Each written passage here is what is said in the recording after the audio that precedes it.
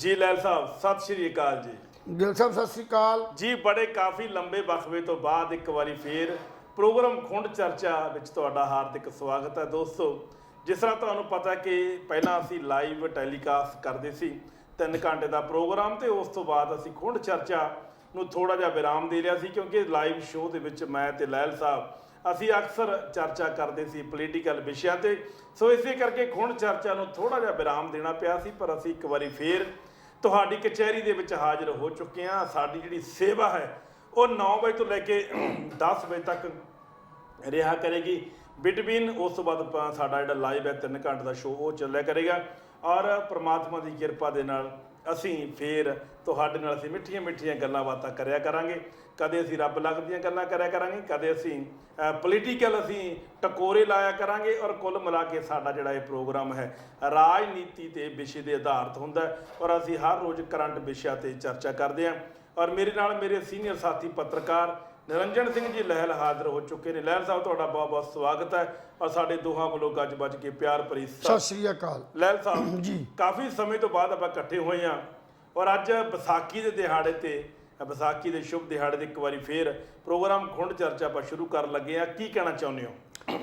ਸਭ ਤੋਂ ਪਹਿਲਾਂ ਤਾਂ ਸਾਡੇ ਸਾਰੇ ਦਰਸ਼ਕਾਂ ਨੂੰ ਜਿਹੜੇ ਸਾਨੂੰ ਦੇਖ ਰਹੇ ਨੇ ਦੇਸ਼ਾਂ ਵਿਦੇਸ਼ਾਂ 'ਚ ਬੈਠੇ, ਉਹਨਾਂ ਸਾਰਿਆਂ ਨੂੰ ਅੱਜ ਦੇ ਜਿਹੜੇ ਖਾਲਸਾ ਜਿਹੜੀ ਸਾਡੀ ਸਾਜਨਾ ਦਿਵਸ ਹੈ ਇਹਦੇ ਉੱਤੇ ਵਿਸਾਖੀ ਦੇ ਤਿਉਹਾਰ ਦੇ ਉੱਤੇ ਲੱਖ ਲੱਖ ਦੀਆਂ ਮੁਬਾਰਕਾਂ।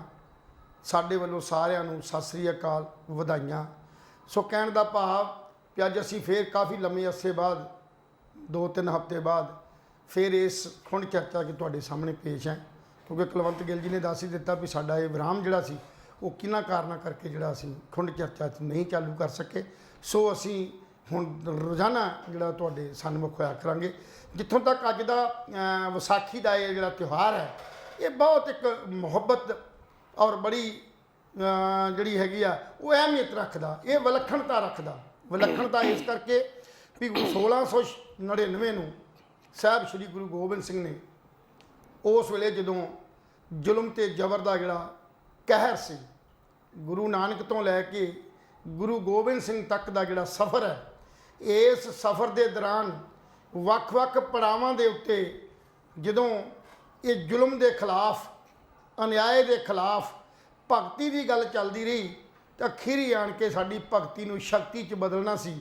ਤੇ ਸਾਹਿਬ ਸ਼੍ਰੀ ਗੁਰੂ ਗੋਬਿੰਦ ਸਿੰਘ ਨੇ ਵਿਸਾਖੀ ਦੇ 13 ਅਪ੍ਰੈਲ 1699 ਨੂੰ ਆਨੰਦਪੁਰ ਸਾਹਿਬ ਬਹੁਤ ਵੱਡੇ ਇਕੱਠ ਕਰਕੇ ਹਿੰਦੁਸਤਾਨ ਤੋਂ ਸੰਗਤਾਂ ਨੂੰ ਸੱਦ ਕੇ ਬਹੁਤ ਵੱਡੇ ਪੰਡਾਲ ਦੇ ਅੰਦਰ ਜਦੋਂ ਸਾਹਿਬ ਸ਼੍ਰੀ ਗੁਰੂ ਗੋਬਿੰਦ ਸਿੰਘ ਨੇ ਪੂਰੇ ਭਰੇ ਪੰਡਾਲ ਦੇ ਵਿੱਚ ਜਦੋਂ ਆਏ, ਤੇ ਉਹਨਾਂ ਦਾ ਜਿਹੜਾ ਚਿਹਰਾ ਸੀ, ਨੂਰ ਸੀ, ਇੱਕ ਖਿੜਦਾ ਤੇ ਵਿਲੱਖਣ ਜਿਹੜੀ ਆ ਉਹ ਤਸਵੀਰ ਪੇਸ਼ ਕਰਦਾ ਜਦੋਂ ਆਇਆ, ਤਾਂ ਉਹ ਕਹਿੰਦੇ ਨੇ ਇਤਿਹਾਸ ਲਿਖਦਾ ਹੈ ਵੀ ਉਸ ਵੇਲੇ ਜਦੋਂ ਸਟੇਜ ਤੇ ਆਣ ਕੇ, ਮੰਚ ਤੇ ਆਣ ਕੇ ਸਮੁੱਚੇ ਸੰਸਾਰ ਦੇ ਲੋਕਾਂ ਚੋਂ ਜਿਹੜੇ ਉੱਥੇ ਇਕੱਠੇ ਹੋਏ ਸੀ, ਉਹ ਕਹਿੰਦੇ ਨੇ ਵੀ ਹਜ਼ਾਰਾਂ ਦੀ ਤਾਦਾਦ 'ਚ ਜਿਹੜੇ ਨੇ ਉਹ ਲੋਕ ਇਕੱਠੇ ਉੱਥੇ ਹੋਏ, ਔਰ ਉਸ ਇਕੱਠ ਦੇ ਵਿੱਚ ਜਦੋਂ ਤਲਵਾਰ ਨੂੰ ਬਾਹਰ ਕੱਢ ਕੇ ਤਾਂ ਉਹਨੇ ਇੱਕ ਸਿਰ ਦੀ ਮੰਗ ਕੀਤੀ, ਤੇ ਸਾਰਿਆਂ 'ਚ ਘੁਸਰ ਮੁਸਰ ਸ਼ੁਰੂ ਹੁੰਦੀ ਹੈ, ਔਰ ਉਹਨਾਂ 'ਚੋਂ ਇੱਕ ਸਿੱਖ ਜਿਹੜਾ ਦਲੇਰੀ ਕਰਕੇ ਤੇ ਆਪਣੇ ਆਪ ਨੂੰ ਜਿਹੜਾ ਗੁਰੂ ਗੋਬਿੰਦ ਸਿੰਘ ਦੇ ਸਮਰਪਿਤ ਕਰ ਦਿੱਤਾ। ਤੰਬੂ 'ਚ ਲੈ ਕੇ ਗਏ, ਜਦੋਂ ਬਾਹਰ ਆਏ ਤਾਂ ਨੰਗੀ ਜਿਹੜੀ ਤਲਵਾਰ ਜਿਹੜੀ ਖੂਨ ਨਾਲ ਭਿੱਜੀ ਪਈ ਸੀ, ਲਿਬੜੀ ਪਈ ਸੀ, ਤੇ ਦੂਸਰੇ ਸਿਰ ਦੀ ਮੰਗ ਕੀਤੀ। ਦੂਸਰਾ ਸਿੱਖ ਆਇਆ, ਕਰਦਿਆਂ ਕਰਦਿਆਂ 5 ਸਿੱਖ ਜਿਹੜੇ ਨੇ ਉਹਨਾਂ ਨੇ ਆਪਣੀ ਕੁਰਬਾਨੀ ਦਾ ਜਿਹੜਾ ਉਹਦਾ ਸਾਰਾ ਦੱਸਿਆ। ਸੋ ਕਹਿਣ ਦਾ ਭਾਵ ਸਾਡੀ ਇਹ ਸਾਜਨਾ ਦਿਵਸ ਦੇ ਉੱਤੇ, ਕਿਉਂਕਿ ਇਸ ਵਿਸਾਖੀ ਦੇ ਤਿਉਹਾਰ ਨਾਲ 3 ਅਹਿਮ ਜਿਹੜੀਆਂ ਘਟਨਾਵਾਂ ਉਹ ਜੁੜੀਆਂ ਹੋਈਆਂ ਨੇ।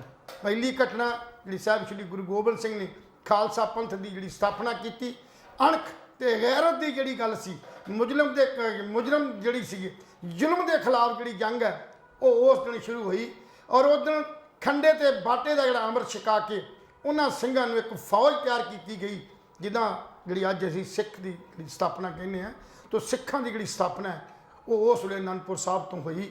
ਔਰ ਉਸ ਤੋਂ ਬਾਅਦ ਸਾਹਿਬ ਸ਼੍ਰੀ ਗੁਰੂ ਗੋਬਿੰਦ ਸਿੰਘ ਨੇ ਉਹਨਾਂ 5 ਪਿਆਰਿਆਂ ਤੋਂ ਆਪ ਅੰਮ੍ਰਿਤ ਛਕਿਆ, ਆਪ ਅੰਮ੍ਰਿਤ ਛਕ ਕੇ ਤਾਂ ਉਹਨਾਂ ਨੇ ਇੱਕ ਚੇਲੇ ਦੇ ਰੂਪ 'ਚ ਆਪਣੇ ਆਪ ਨੂੰ ਪੇਸ਼ ਕੀਤਾ। ਸੋ ਕਹਿਣ ਦਾ ਭਾਵ ਇਹ ਸਾਡੇ ਸਿੱਖ ਇਤਿਹਾਸ ਦੀ ਵਿਲੱਖਣਤਾ ਜਜ਼ਬਾ, ਅਣਖ, ਗੈਰਤ ਔਰ ਜਿਹੜੀ ਜ਼ੁਲਮ ਦੇ ਖਿਲਾਫ ਲੜਨ ਦੀ ਜਿਹੜੀ ਤਾਕਤ ਹੈ ਉਹ ਲੋਕਾਂ 'ਚ ਜਿਹੜੀ ਉਹ ਦਿੱਤੀ। ਸੋ ਅੱਜ ਸਾਰੇ ਸੰਸਾਰ ਦੇ ਅੰਦਰ ਇਹ ਖਾਲਸਾ ਦਿਵਸ ਜਿਹੜਾ ਉਹ ਮਨਾਇਆ ਜਾ ਰਿਹਾ। ਸੋ ਉਹਦੇ ਨਾਲ ਨਾਲ 300 ਸਾਲ ਬਾਅਦ 1999 ਨੂੰ ਜੀ 13 ਅਪ੍ਰੈਲ ਵਾਲੇ ਦਿਨ ਫਿਰ ਇੱਕ ਘਟਨਾ ਘਟੀ, ਜਲਿਆਂਵਾਲੇ ਬਾਗ ਦੀ ਘਟਨਾ ਘਟੀ। ਹੈਰੀ ਡੈਰ ਜਿੰਨੇ ਉੱਥੇ ਲੋਕਾਂ ਦੇ ਉਸ ਵੇਲੇ ਸਾਡੇ ਅੰਦਰ ਇੱਕ ਜਜ਼ਬਾ ਸੀ ਹਿੰਦੁਸਤਾਨ ਨੂੰ ਆਜ਼ਾਦ ਕਰਾਉਣ ਦਾ। ਉਸ ਵੇਲੇ 300 ਸਾਲ ਪਹਿਲਾਂ ਸੀ ਲੋਕਾਂ ਦੇ ਅੰਦਰ ਅਣਖ ਤੇ ਗੈਰਤ ਭਰਨ ਦਾ। ਗੁਰੂ ਨਾਨਕ ਸੱਚੇ ਪਾਤਸ਼ਾਹ ਤੋਂ ਲੈ ਕੇ ਜ਼ੁਲਮ ਤਾਂ ਹੁੰਦੇ ਰਹੇ, ਪਰ ਉਹ ਭਗਤੀ ਦੇ ਨਾਲ ਚਾਹੁੰਦੇ ਸੀ ਵੀ ਸ਼ਾਂਤੀ ਦੇ ਨਾਲ ਜਿਹੜੀ ਲੋਕਾਂ 'ਚ ਜਿਹੜੀ ਇਜਾਗਰਤਾ ਪੈਦਾ ਕੀਤੀ ਜਾਵੇ, ਇਨਸਾਨੀਅਤ ਦੇ ਗੁਣਾਂ ਨੂੰ, ਇਨਸਾਨੀਅਤ ਨੂੰ ਪ੍ਰਗਟ ਕੀਤਾ ਜਾਵੇ। ਪਰ ਜਦੋਂ ਅਖੀਰੀ ਇਹ ਗੱਲ ਹੱਲ ਨਹੀਂ ਹੋਇਆ ਤੇ ਸਾਹਿਬ ਸ੍ਰੀ ਗੁਰੂ ਗੋਬਿੰਦ ਸਿੰਘ ਨੇ ਫਿਰ ਸਥਾਪਨਾ ਕੀਤੀ ਸਿੱਖ ਦੀ, ਜਥੇਬੰਦੀ ਦੀ ਕੀਤੀ। ਜਿਹੜਾ ਕਿ ਜਥੇਬੰਦੀ ਭਾਵੇਂ ਉਹ ਆਪਣੀ ਉਸ ਲਾਈਨ ਤੋਂ ਭਟਕੇ ਹੋਏ ਨੇ, ਪਰ ਉਹ ਇੱਕ ਸਥਾਪਨਾ ਹੋਈ। ਔਰ ਉਸ ਤੋਂ ਬਾਅਦ ਉਹ ਜੰਗ ਲੜਾਈ ਜਿਹੜੀ ਸੀ ਫਿਰ ਅੰਗਰੇਜ਼ਾਂ ਦੇ ਖਿਲਾਫ, ਜਿਹੜੀ ਭਾਰਤ ਦੀ ਆਜ਼ਾਦੀ ਜਿਹਨੂੰ ਆਪਾਂ ਕਹਿੰਦੇ ਆ, ਭਾਰਤ ਦੀ ਜੰਗ ਦੇ ਦੌਰਾਨ ਲੋਕ ਮੂਵਮੈਂਟ ਦੇ ਵਿੱਚ ਸੀ, ਲੋਕ ਇਕੱਠੇ ਹੋਏ ਸੀ। ਔਰ 13 ਅਪ੍ਰੈਲ 1999 ਨੂੰ ਜਲਿਆਂਵਾਲੇ ਬਾਗ ਦੇ ਵਿੱਚ ਡੈਰ ਨੇ ਉਹਨਾਂ ਨਿਹੱਥੇ ਲੋਕਾਂ ਦੇ ਉੱਤੇ ਗੋਲੀਆਂ ਚਲਾ ਕੇ 368 ਜਾਂ 69 ਜਿਹੜੇ ਬੰਦੇ ਨੇ ਉਹ ਸ਼ਹੀਦ ਕੀਤੇ ਔਰ 1200 ਬੰਦਾ ਜਿਹੜਾ ਉਹ ਜ਼ਖਮੀ ਉੱਥੇ ਹੋਇਆ ਜੀ। ਔਰ ਉਸ ਵੇਲੇ ਇੰਨੀ ਬੁਰੀ ਹਾਲਤ ਸੀ ਕਿਉਂਕਿ ਲੋਕ ਜਿਹੜੇ ਅੰਗਰੇਜ਼ ਗਵਰਨਮੈਂਟ ਦੇ ਖਿਲਾਫ, ਜ਼ੁਲਮ ਦੇ ਖਿਲਾਫ ਇਕੱਠੇ ਹੋ ਕੇ ਆਵਾਜ਼ ਉਠਾ ਰਹੇ ਸੀ ਕਿ ਉਹ ਕਾਨੂੰਨ ਜਿਹੜੇ ਸੀ ਉਹਨਾਂ ਨੇ ਪਾਸ ਕੀਤੇ, ਜਿਹੜੇ ਕਾਨੂੰਨ ਸਾਡੀ ਆਵਾਜ਼ ਬੰਦ ਕਰਦੇ ਸੀ। ਔਰ ਉਹਦੇ ਨਾਲ ਨਾਲ ਫਿਰ ਜਦੋਂ ਇੱਕ ਵਕਤ ਆਇਆ ਵੀ ਜਦੋਂ ਕਹਿੰਦੇ ਨੇ ਵੀ ਇਸ ਇਤਿਹਾਸ ਦੇ ਵਿੱਚ ਆਜ਼ਾਦੀ ਤੋਂ ਬਾਅਦ ਫਿਰ ਸਾਡੇ ਮਨੁੱਖਾਂ ਦੀ ਗੱਲ ਆਈ ਵੀ ਮਨੁੱਖਾਂ ਨੂੰ ਅਧਿਕਾਰ ਕੀ ਹੋਣ। ਤੀਸਰੀ ਘਟਨਾ ਜਿਹੜੀ ਹੈ ਉਹ 14 ਅਪ੍ਰੈਲ ਦੇ ਦੌਰਾਨ ਡਾਕਟਰ ਅੰਬੇਦਕਰ ਜੀ, ਜਿਹੜੇ ਸਾਡੇ ਇਸ ਸੰਵਿਧਾਨ ਦੇ ਜਿਹੜੇ ਡਾਕਟਰ ਭੀਮ ਰਾਓ ਅੰਬੇਦਕਰ ਜੀ, ਜਿਨ੍ਹਾਂ ਨੇ ਇੱਕ ਛੋਟੇ ਪਰਿਵਾਰ 'ਚ, ਦੱਬੇ ਕੁਚਲੇ ਪਰਿਵਾਰ 'ਚ ਜਨਮ ਲੈ ਕੇ ਇੰਨੀਆਂ ਤਸੀਹੇ, ਜ਼ੁਲਮ, ਅਨਿਆਏ ਝੱਲਦਿਆਂ ਹੋਇਆਂ ਵੀ ਦੁਨੀਆ ਭਰ ਦੀਆਂ ਯੂਨੀਵਰਸਿਟੀਆਂ ਦੇ ਵਿੱਚੋਂ ਵਿੱਦਿਆ ਹਾਸਲ ਕੀਤੀ। ਉਹ ਇੱਕ ਵਕਤ ਸੀ ਜਦੋਂ ਮਜਲੂਮ ਨੂੰ ਜਾਂ ਦਲਿਤ ਜਿਹੜਾ ਜਿਹਨੂੰ ਸਮਾਜ ਕਹਿੰਦੇ ਆ, ਦੱਬਿਆ ਕੁਚਲਿਆ ਜਿਹੜਾ ਸਮਾਜ ਹੈ, ਉਹਨੂੰ ਇੰਨੇ ਹੱਕ ਨਹੀਂ ਸੀ। ਔਰ ਉਸ ਸਮਾਜ 'ਚ ਡਾਕਟਰ ਭੀਮ ਰਾਓ ਅੰਬੇਦਕਰ ਦਾ ਪੈਦਾ ਹੋਣਾ ਬਹੁਤ ਵੱਡੀ ਇੱਕ ਜਿਹੜੀ ਆ ਉਹ ਗੱਲ ਸੀ। ਸੋ ਡਾਕਟਰ ਭੀਮ ਰਾਓ ਅੰਬੇਦਕਰ ਨੇ ਆਪਣੇ ਹਿੰਦੁਸਤਾਨ ਦਾ ਸੰਵਿਧਾਨ ਲਿਖਿਆ। ਸੰਵਿਧਾਨ ਲਿਖਣ ਤੋਂ ਬਾਅਦ ਉਹ ਲਾਗੂ ਹੋਇਆ। ਅੱਜ ਦੁਨੀਆ ਪੱਧਰ ਦੇ ਉੱਤੇ ਜਿਹੜਾ ਸਭ ਤੋਂ ਵਧੀਆ ਜਿਹੜਾ ਲੋਕਤੰਤਰ ਸਾਡਾ ਜਿਹੜਾ ਸੰਵਿਧਾਨ ਹੈ ਉਹ ਮੰਨਿਆ ਜਾਂਦਾ ਹੈ। ਇੱਕ ਵਾਰ ਸ਼ਾਇਦ ਇਤਿਹਾਸ ਦੇ ਕਹਿੰਦੇ ਨੇ ਕਿ ਨੈਲਸਨ ਮੰਡੇਲਾ ਜਿਹੜਾ ਰਾਸ਼ਟਰਪਤੀ ਸੀ, ਉਸ ਰਾਸ਼ਟਰਪਤੀ ਨੇ ਵੀ ਇਹ ਗੱਲ ਜਦੋਂ ਸੰਵਿਧਾਨ ਲਿਖਣ ਲੱਗਾ ਤੇ ਉਹਨੇ ਸਾਡੇ ਇਸ ਸੰਵਿਧਾਨ ਤੋਂ ਰੋਸ਼ਨੀ ਲਈ, ਡਾਕਟਰ ਭੀਮ ਰਾਓ ਅੰਬੇਦਕਰ ਤੋਂ ਵੀ ਰੋਸ਼ਨੀ ਲਈ। ਸੋ ਕਹਿਣ ਦਾ ਭਾਵ ਵੱਖ-ਵੱਖ ਦੇਸ਼ਾਂ ਦੇ ਲੋਕ ਵੀ ਸਾਡੇ ਇਸ ਸੰਵਿਧਾਨ ਨੂੰ ਜਿਹੜੇ ਅੱਜ ਵੀ ਮਤਲਬ ਜਿਹੜਾ ਉਹ ਕਬੂਲਦੇ ਨੇ। ਸੋ ਮੇਰਾ ਕਹਿਣ ਦਾ ਭਾਵ ਅੱਜ ਵਿਸਾਖੀ ਦਾ ਜਿਹੜਾ ਤਿਉਹਾਰ ਹੈ ਔਰ ਚੌਥਾ ਸਾਡਾ ਜਿਹੜਾ ਜਿਸ ਵੇਲੇ ਕੋ ਸਾਡੀ ਕਿਸਾਨੀ ਜਿਹੜੀ ਆ ਉਹ ਵਕਤ ਹੁੰਦਾ ਸੀ ਜਦੋਂ ਕਿਸਾਨੀ ਦੀ ਇੰਨੀ ਸਖਤ ਮਿਹਨਤ ਹੁੰਦੀ ਸੀ ਤੇ ਉਹ ਮਿਹਨਤ ਦਾ ਜਿਹੜੀ ਕਰਦਿਆਂ ਟਾਈਮ ਨਹੀਂ ਸੀ ਮਿਲਦਾ, ਪਰ ਇਹ ਤਿਉਹਾਰ ਤੇ ਮੇਲੇ ਜਦੋਂ ਆਉਂਦੇ ਸੀ ਤੇ ਉਹ ਆਪਣੇ ਹੱਥਾਂ ਦੇ ਜਿਹੜੇ ਕੰਮ ਨੇ ਉਹ ਜਲਦੀ ਸਮੇਟ ਕੇ ਆਪਣੇ ਆਪ ਨੂੰ ਇੱਕ ਖੁਸ਼ੀ ਮਹਿਸੂਸ ਕਰਨ ਵਾਸਤੇ, ਆਪਣੇ ਮਨ ਨੂੰ ਖੁਸ਼ੀ ਦੇਣ ਵਾਸਤੇ ਜਿਹੜਾ ਸੀ ਉਹਨਾਂ ਨੂੰ ਥੋੜਾ ਜਿਹਾ ਹੁਲਾਸ ਮਿਲਦਾ ਸੀ ਔਰ ਜਲਦੀ ਕੰਮ ਨਿਬੇੜਦੇ ਸੀ।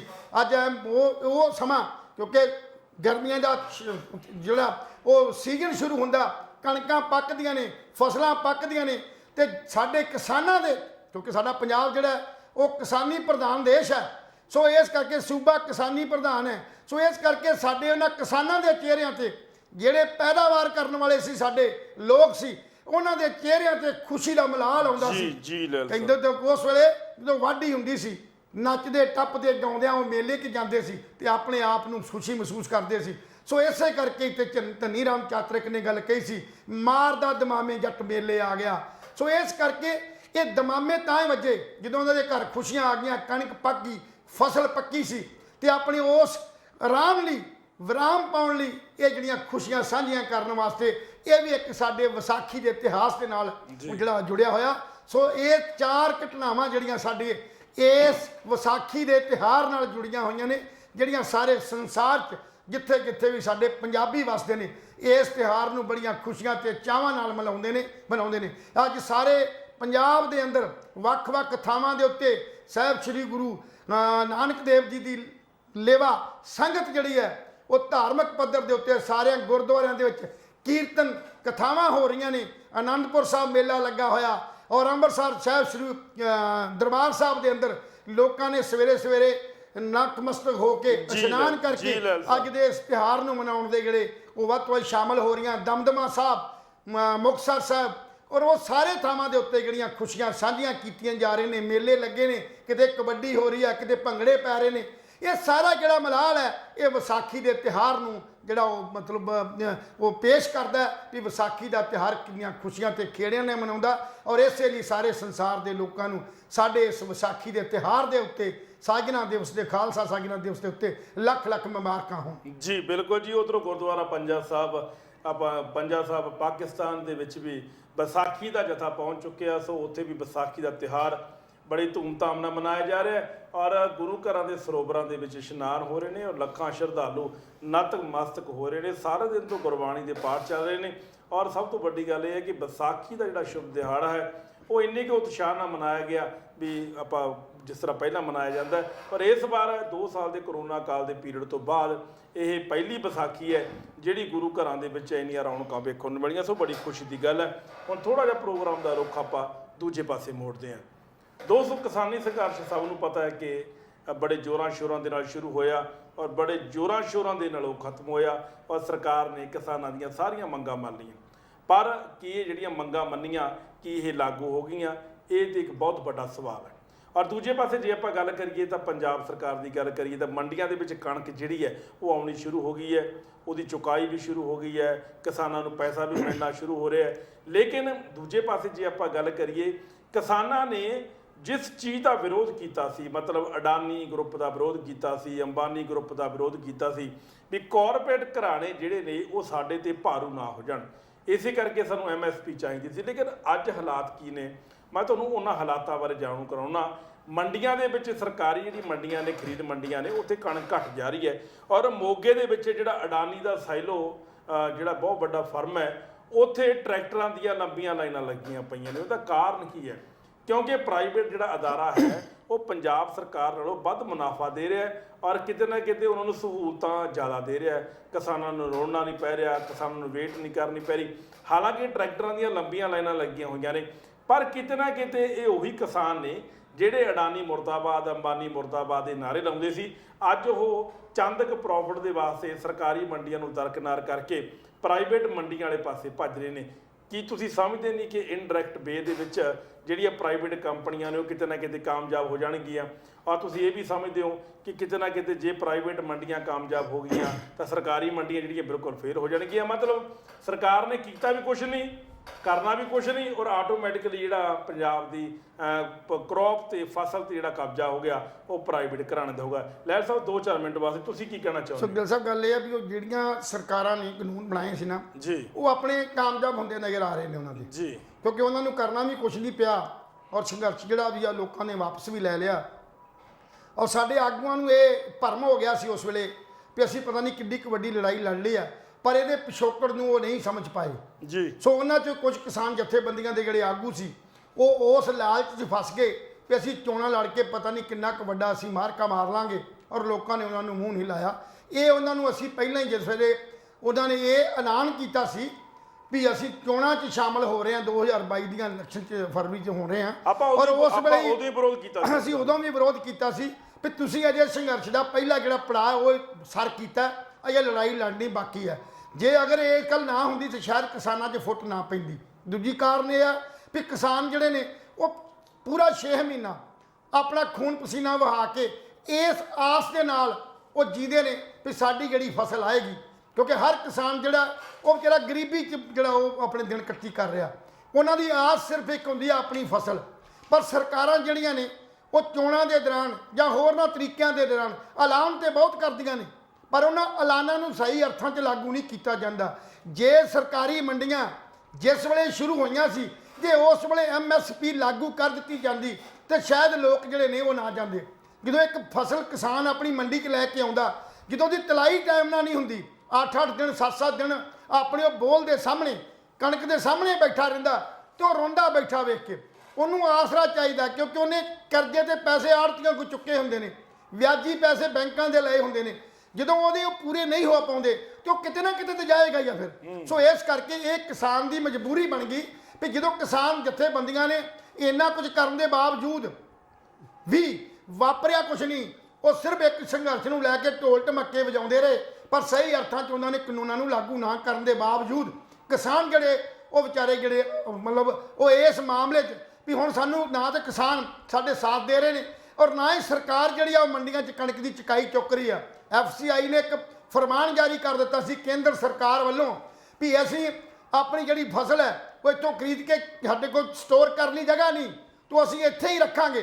ਕਿਸਾਨਾਂ ਨੇ ਵਿਰੋਧ ਕੀਤਾ, ਆੜ੍ਹਤੀਆਂ ਨੇ ਵਿਰੋਧ ਕੀਤਾ ਔਰ ਉਸ ਵਿਰੋਧ ਦਾ ਜਿਹੜਾ ਫਾਇਦਾ ਬਣਦਾ ਤੇ ਇਹ ਵੀ ਸਰਕਾਰ ਇਮੀਡੀਏਟਲੀ ਐਕਸ਼ਨ ਕਰਦੀ, ਪਰ ਸਰਕਾਰ ਨੇ ਕੱਲ ਐਕਸ਼ਨ ਕੀਤਾ। ਕੱਲ ਤੋਂ ਜਿਹੜੀ ਤਲਾਈ ਹੈ ਉਹ ਸ਼ੁਰੂ ਹੋਈ ਹੈ, ਪਰ ਨਾਲ ਨਾਲ ਹਜ਼ਾਰਾਂ ਟਰਾਲੀਆਂ ਜਿਹੜੀਆਂ ਨੇ ਉਹ ਅਡਾਨੀ ਦੇ ਸਾਇਲੋ ਮੋਗੇ ਦੇ ਵਿੱਚ ਜਿਹੜਾ ਉਹਨਾਂ ਦਾ ਗਡਾਊਨ ਹੈ, ਜਿਸ ਗਡਾਊਨ ਦੇ ਵਿੱਚ ਹਜ਼ਾਰਾਂ ਹੀ ਜਿਹੜੀਆਂ ਬੋਰੀਆਂ ਨੇ ਉਹ ਕੁਇੰਟਲ ਲੱਗ ਸਕਦੀਆਂ। 85% 85 ਲੱਖ ਟਨ ਜਿਹੜੇ ਉਹਦੀ ਜਿਹੜੀ ਸਮਰੱਥਾ ਉਹਦੇ ਬੈਲੈਂਸ ਬਚੀ ਸੀ। 50,000 ਮੀਟ੍ਰਿਕ ਟਨ ਦੀ ਜਿਹੜੀ ਸੀ, ਲੱਖ ਟਨ ਦੀ ਜਿਹੜੀ ਸੀ ਸਮਰੱਥਾ, ਉਹ ਪੁਰਾਣੀ ਕਣਕ ਜਿਹੜੀ ਉੱਥੇ ਲੱਗੀ ਹੋਈ ਜਿਹੜੀ ਪਿਛਲੇ ਸਾਲਾਂ 'ਚ ਲਈ ਸੀ, ਤੇ ਹੁਣ 85 ਦਾ ਟੀਚਾ ਸੀ ਇਹਨਾਂ ਦਾ। ਉਸ ਗਡਾਊਨ ਦੇ ਵਿੱਚ 85 ਲੱਖ ਜਿਹੜਾ ਮੀਟਰ ਜਿਹੜਾ ਕਣਕ ਹੈ ਉਹਦਾ ਟੀਚਾ ਸੀ ਔਰ ਉਹ ਟੀਚਾ ਪੂਰਾ ਹੋਣ ਤੇ ਨਜ਼ਰ ਆ ਰਿਹਾ। ਸੋ ਇਹ ਕਾਰਨ ਸੀ। ਔਰ ਦੂਸਰੇ ਪਾਸੇ ਜਿਹੜਾ ਸਾਡਾ ਤੋਮਰ ਹੈ ਉਹ ਅੱਜ ਬਿਆਨ ਇਹ ਗੱਲ ਕੇ ਦਿੰਦਾ, ਕੇਂਦਰ ਸਰਕਾਰ ਦਾ ਮੰਤਰੀ, ਖੇਤੀਬਾੜੀ ਮੰਤਰੀ, ਵੀ ਕਿਸਾਨਾਂ ਨੂੰ ਬਾਰ-ਬਾਰ ਇਹ ਗੱਲ ਕਹੀ ਸੀ ਵੀ ਜਿਹੜੀ MSP ਕਮੇਟੀ ਜਾਂ ਬਣਨੀ ਆ ਉਹ 'ਚ ਆਪਣੇ ਨੰਬਰ ਜਿਹੜੇ ਮੈਂਬਰ ਆ ਨੋਮੀਨੇਟ ਕਰੋ। ਪਰ ਇਹਨਾਂ ਕਿਸਾਨਾਂ ਦੀਆਂ ਜਥੇਬੰਦੀਆਂ ਦੇ ਉਹ ਚੋਣਾਂ ਦੀ ਵਜ੍ਹਾ ਕਰਕੇ, ਰਾਜੇਵਾਲ ਦੀ ਵਜ੍ਹਾ ਕਰਕੇ ਜਾਂ ਚਟੂਨੀ ਹੋਣਾ ਦੀ ਵਜ੍ਹਾ ਕਰਕੇ ਇਹ ਸਾਰੇ ਦਾ ਸਾਰਾ ਜਿਹੜਾ ਕਾਰਜ ਕੀਤਾ ਧਰਿਆ ਜਿਹੜਾ ਉਹ ਧਰਿਆ ਧਰਾਇਆ ਰਹਿ ਗਿਆ। ਸੋ ਚੰਗਾ ਹੁੰਦਾ ਜੇ ਇਹ ਜਥੇਬੰਦੀਆਂ ਸਿਆਣਪ ਵਰਤੀਆਂ, ਇਸ ਕਰਕੇ ਇਹ ਗੱਲ ਇਲੈਕਸ਼ਨ 'ਚ ਸ਼ਾਮਲ ਨਾ ਹੁੰਦੀਆਂ ਤੇ ਅੱਜ ਕਿਸਾਨਾਂ ਦੀ ਜਿਹੜੀ ਮੰਡੀ 'ਚ ਜਿਹੜੀ ਕਣਕ ਹੈ ਉਹ ਰੁਲਦੀ ਨਾ ਨਜ਼ਰ ਆਉਂਦੀ। ਸਰਕਾਰੀ ਮੰਡੀਆਂ ਬੰਦ ਹੋਣ ਦੇ ਕਿਨਾਰੇ ਨੇ। ਮੋਗੇ ਦੇ ਅੰਦਰ ਸਾਰੀਆਂ ਮੰਡੀਆਂ 'ਚ ਉੱਥੇ ਕਾਂ ਬੋਲਦੇ ਨੇ। ਕਿਉਂ ਬੋਲਦੇ ਨੇ? ਇਹਦੇ ਨਾਲ ਕਿਸਾਨਾਂ ਦਾ ਨਹੀਂ, ਸਮੁੱਚੇ ਹੋਰ ਸਾਡੀ ਜਿਹੜੀ ਕਣਕ ਲੱਗਦੀ ਸੀ, ਜਿਹੜੀ ਢੁਆਈ ਹੁੰਦੀ ਸੀ ਟਰਾਂਸਪੋਰਟ ਦੀ, ਸਾਡੇ ਉਹ ਪੱਲੇਦਾਰ ਜਿਹੜੇ ਕਣਕ ਨੂੰ ਉੱਥੇ ਜਿਹੜਾ ਅਸੀਂ ਸਾਂਭਦੇ ਸੀ ਜਾਂ ਮੰਡੀਆਂ ਦੇ ਵਿੱਚ ਆੜ੍ਹਤੀਏ ਸੀ। ਵੱਖਰੀ ਗੱਲ ਆ ਵੀ ਆੜ੍ਹਤੀਆਂ ਨੂੰ ਕੁਛ ਲਾਲਚ ਦੇ ਕੇ ਆਪਣੇ ਨਾਲ ਕਰ ਲਿਆ, ਪਰ ਇਹ ਆਉਣ ਵਾਲੇ ਸਮੇਂ 'ਚ ਪੰਜਾਬ ਦੇ ਕਿਸਾਨਾਂ ਲਈ, ਹਿੰਦੁਸਤਾਨ ਦੇ ਕਿਸਾਨਾਂ ਲਈ ਘਾਤਕ ਸਾਬਤ ਹੋਏਗਾ। ਹਮੇਸ਼ਾ ਜਦੋਂ ਵੀ ਕੋਈ ਨਵੀਂ ਪਾਰਟੀ ਆਉਂਦੀ ਹੈ, ਨਵੀਂ ਟੀਮ ਆਉਂਦੀ ਹੈ, ਤਾਂ ਬੇਸਿਕਲੀ ਕੁਛ ਨਾ ਕੁਛ ਲਾਲਚ ਦਿੰਦੀ ਹੈ। ਅੱਜ ਅਡਾਨੀ ਅੰਬਾਨੀ ਵਰਗੇ ਇਸ ਕਣਕ ਨੂੰ, ਫਸਲ ਨੂੰ ਖਰੀਦਣ ਵਾਸਤੇ, ਜ਼ਮੀਨ ਨੂੰ ਖਰੀਦਣ ਵਾਸਤੇ ਲਾਲਚ ਦੇ ਰਹੇ ਨੇ ਤੇ ਸਾਡੇ ਕਿਸਾਨ ਮਜਬੂਰੀ ਵਸ, ਕਿਉਂਕਿ ਉਹਨਾਂ ਨੇ ਆਪਣਾ ਪੇਟ ਪਾਲਣਾ, ਉਹਨਾਂ ਨੇ ਆਪਣੀ ਫਸਲ ਵੇਚਣੀ ਹੈ। ਸੋ ਇਸ ਕਰਕੇ ਉਹ ਮਜਬੂਰੀ ਵਸ ਹੋ ਕੇ ਆਪਣੀ ਰੁਲਦੀ ਕਣਕ ਨੂੰ ਦੂਸਰੇ ਬਗਾਨਿਆਂ ਦੇ ਹੱਥ ਇਸ ਕਰਕੇ ਹੀ ਵੇਚ ਰਹੇ ਨੇ ਕਿ ਉਹਨਾਂ ਦੀ ਆਰਥਿਕ ਹਾਲਤ ਬਹੁਤ ਕਮਜ਼ੋਰ ਹੈ। ਲਹਿਲ ਸਾਹਿਬ ਇੱਕ ਗੱਲ ਮੈਂ ਵਿੱਚੇ ਕੱਢਦਾ ਤੁਹਾਡੀ, ਮੰਨ ਲਓ ਜੇ ਹੁਣ ਦੇਖੋ ਜਾਣ ਵੀ ਕਿਉਂ ਨਾ ਪ੍ਰਾਈਵੇਟ ਵਾਲੇ ਪਾਸੇ, ਹੈ ਨਾ, ਜੇ ਸਰਕਾਰ 1600 ਜਾਂ 1700 ਰੇਟ ਦਿੰਦੀ ਹੈ, ਮੰਨ ਲਓ ਜੀ, ਪ੍ਰਾਈਵੇਟ ਅਦਾਰਾ 1900 ਰੁਪਿਆ ਰੇਟ ਦੇ ਰਿਹਾ, ਮਤਲਬ 200 ਰੁਪਿਆ ਵੱਧ ਦੇ ਰਿਹਾ ਜੀ। ਦੂਜੇ ਪਾਸੇ ਹਰਾਸਮੈਂਟ ਵੀ ਘੱਟ ਹੈ। ਤੀਜੇ ਪਾਸੇ ਟਰੈਕਟਰ ਟਰਾਲੀ ਵਿੱਚ ਲੋਡ ਕਰਕੇ ਜਾਂਦਾ, ਇਲੈਕਟ੍ਰੋਨਿਕ ਮਸ਼ੀਨਾਂ ਨੇ, ਉੱਥੇ ਟਰੈਕਟਰ ਦਾ ਲਿਫਟ ਨਾਲ ਪਲਟਾ ਮਾਰਦਾ, ਕਣਕ ਉਹ ਸਿੱਧੀ ਉਹਨਾਂ ਕੋਲ ਸਟੋਰ ਹੋ ਜਾਂਦੀ ਹੈ ਔਰ ਕੁਆਲਿਟੀ ਚੈੱਕ ਹੋ ਜਾਂਦੀ ਹੈ। ਸਭ ਤੋਂ ਵੱਡੀ ਗੱਲ ਇਹ ਹੈ ਅੱਜ ਦਾ ਜਿਹੜਾ ਕਿਸਾਨ ਹੈਗਾ, ਆਪਾਂ ਕਹਿੰਦੇ ਕਿ ਬੇਬਸ ਹੋ ਕੇ, ਮਜਬੂਰ ਹੋ ਕੇ, ਚਲੋ ਇੱਕ ਗੱਲ ਕਾਰਨ ਹੋ ਸਕਦਾ ਵੀ ਉਹ ਕਰਜ਼ਾਈ ਵੀ ਹੈ, ਉਹਨੇ ਕਰਜ਼ਾ ਵੀ ਲਾਉਣਾ ਹੈ, ਉਹਨੇ ਕਿਸ਼ਤਾਂ ਵੀ ਮੋੜਨੀਆਂ ਨੇ, ਪਰ ਦੂਜੇ ਪਾਸੇ ਜੇ ਪ੍ਰਾਈਵੇਟ ਕੰਪਨੀ ਕਿਸਾਨ ਨੂੰ ਕੋਈ ਬੈਨੀਫਿਟ ਦੇ ਰਹੀ ਹੈ ਤਾਂ ਮੇਰੇ ਹਿਸਾਬ ਦੇ ਨਾਲ ਇਹ 'ਚ ਕੋਈ ਨੁਕਸਾਨ ਨਹੀਂ ਹੋਣਾ ਚਾਹੀਦਾ। ਹਾਲਾਂਕਿ ਇਹ ਗੱਲ ਤੈਅ ਹੈ ਵੀ ਜੇ ਪ੍ਰਾਈਵੇਟ ਕੰਪਨੀਆਂ ਫਾਇਦਾ ਦੇਣਗੀਆਂ ਤਾਂ ਨੇਚਰਲੀ ਗੱਲ ਸਰਕਾਰੀ ਮੰਡੀਆਂ ਫੇਲ ਹੋਣਗੀਆਂ। ਇਸੇ ਗੱਲ ਤੇ ਆਪਣਾ ਸੰਘਰਸ਼ ਚੱਲਦਾ ਆ ਰਿਹਾ ਸੀ 1 ਸਾਲ ਤੋਂ। ਗਿੱਲ ਸਾਹਿਬ ਗੱਲ ਇਹ ਹੈ ਤੁਹਾਡੀ, ਮੈਂ ਇਹ ਗੱਲ ਨੂੰ ਇਸ ਕਰਕੇ ਕੰਡੈਮ ਕਰਦਾ, ਟੋਕਦਾ ਵੀ ਸਾਨੂੰ 1991 'ਚ ਜਦੋਂ ਪ੍ਰਾਈਵੇਟ ਸੈਕਟਰ ਆਇਆ, ਉਸ ਪ੍ਰਾਈਵੇਟ ਸੈਕਟਰ ਦੇ ਵੇਲੇ ਲੋਕਾਂ ਨੂੰ ਐਂ ਲੱਗਾ ਸੀ ਵੀ ਸਾਡੀਆਂ ਸੁੱਖ ਸਹੂਲਤਾਂ ਬਹੁਤ ਮਿਲ ਜਾਣਗੀਆਂ। ਠੀਕ ਆ, ਉਹ 2-4-6 ਮਹੀਨੇ ਉਸ ਜਿਹੜੀ ਸਾਡੀ ਪ੍ਰਾਈਵੇਟ ਸੈਕਟਰ ਸੀ ਉਹਨਾਂ ਨੇ ਬਹੁਤ ਐਕਟਿਵਨੈਸ ਲਿਆਂਦੀ, ਕੰਪਿਊਟਰ ਲਿਆਂਦਾ, ਕਈ ਕੁਛ ਲਿਆਂਦਾ, ਬਹੁਤ ਕੁਛ ਕੀਤਾ, ਪਰ ਮਗਰੋਂ ਜਾ ਕੇ ਕੀ ਹੋਇਆ? ਮਗਰੋਂ ਜਾ ਕੇ ਅੱਜ ਵੇਖੀਏ ਤਾਂ ਪ੍ਰਾਈਵੇਟ ਸੈਕਟਰ ਜਿਹੜਾ ਫੇਲ ਹੁੰਦਾ ਨਜ਼ਰ ਆ ਰਿਹਾ। ਹਰ ਪਾਸੇ ਫੇਲ। ਜੇ ਬਿਜਲੀ ਦੀ ਗੱਲ ਕਰਦੇ ਤੇ ਬਿਜਲੀ ਦੇ ਮਾਮਲੇ 'ਚ ਵੀ ਉਹਨਾਂ ਪ੍ਰਾਈਵੇਟ ਸੈਕਟਰਾਂ ਦੇ ਤਾਪ ਘਰ ਜਿਹੜੇ ਬੰਦ ਹੋ ਗਏ।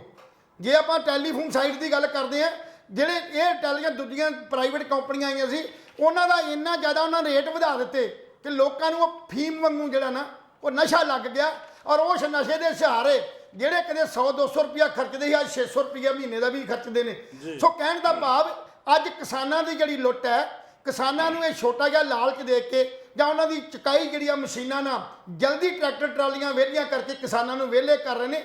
ਇਹ ਗੱਲ ਕਿਤੇ ਨਾ ਕਿਤੇ ਇਹ ਸਾਬਤ ਹੈ ਵੀ ਉਹ ਆਪਣੀ ਇਸ ਗੱਲ ਨੂੰ ਜਿਤਾਉਣਾ ਚਾਹੁੰਦੇ ਨੇ, ਕਿਉਂਕਿ ਇਹਦੇ ਨਾਲ ਨਾਲ ਕੀ ਹੋਊਗਾ ਵੀ ਲੋਕਾਂ ਦਾ ਜਿਹੜਾ ਰੋਸ ਹੈ ਉਹ ਰੋਸ ਜਿਹੜਾ ਉਹ ਠੰਡਾ ਹੋ ਜਾਏਗਾ।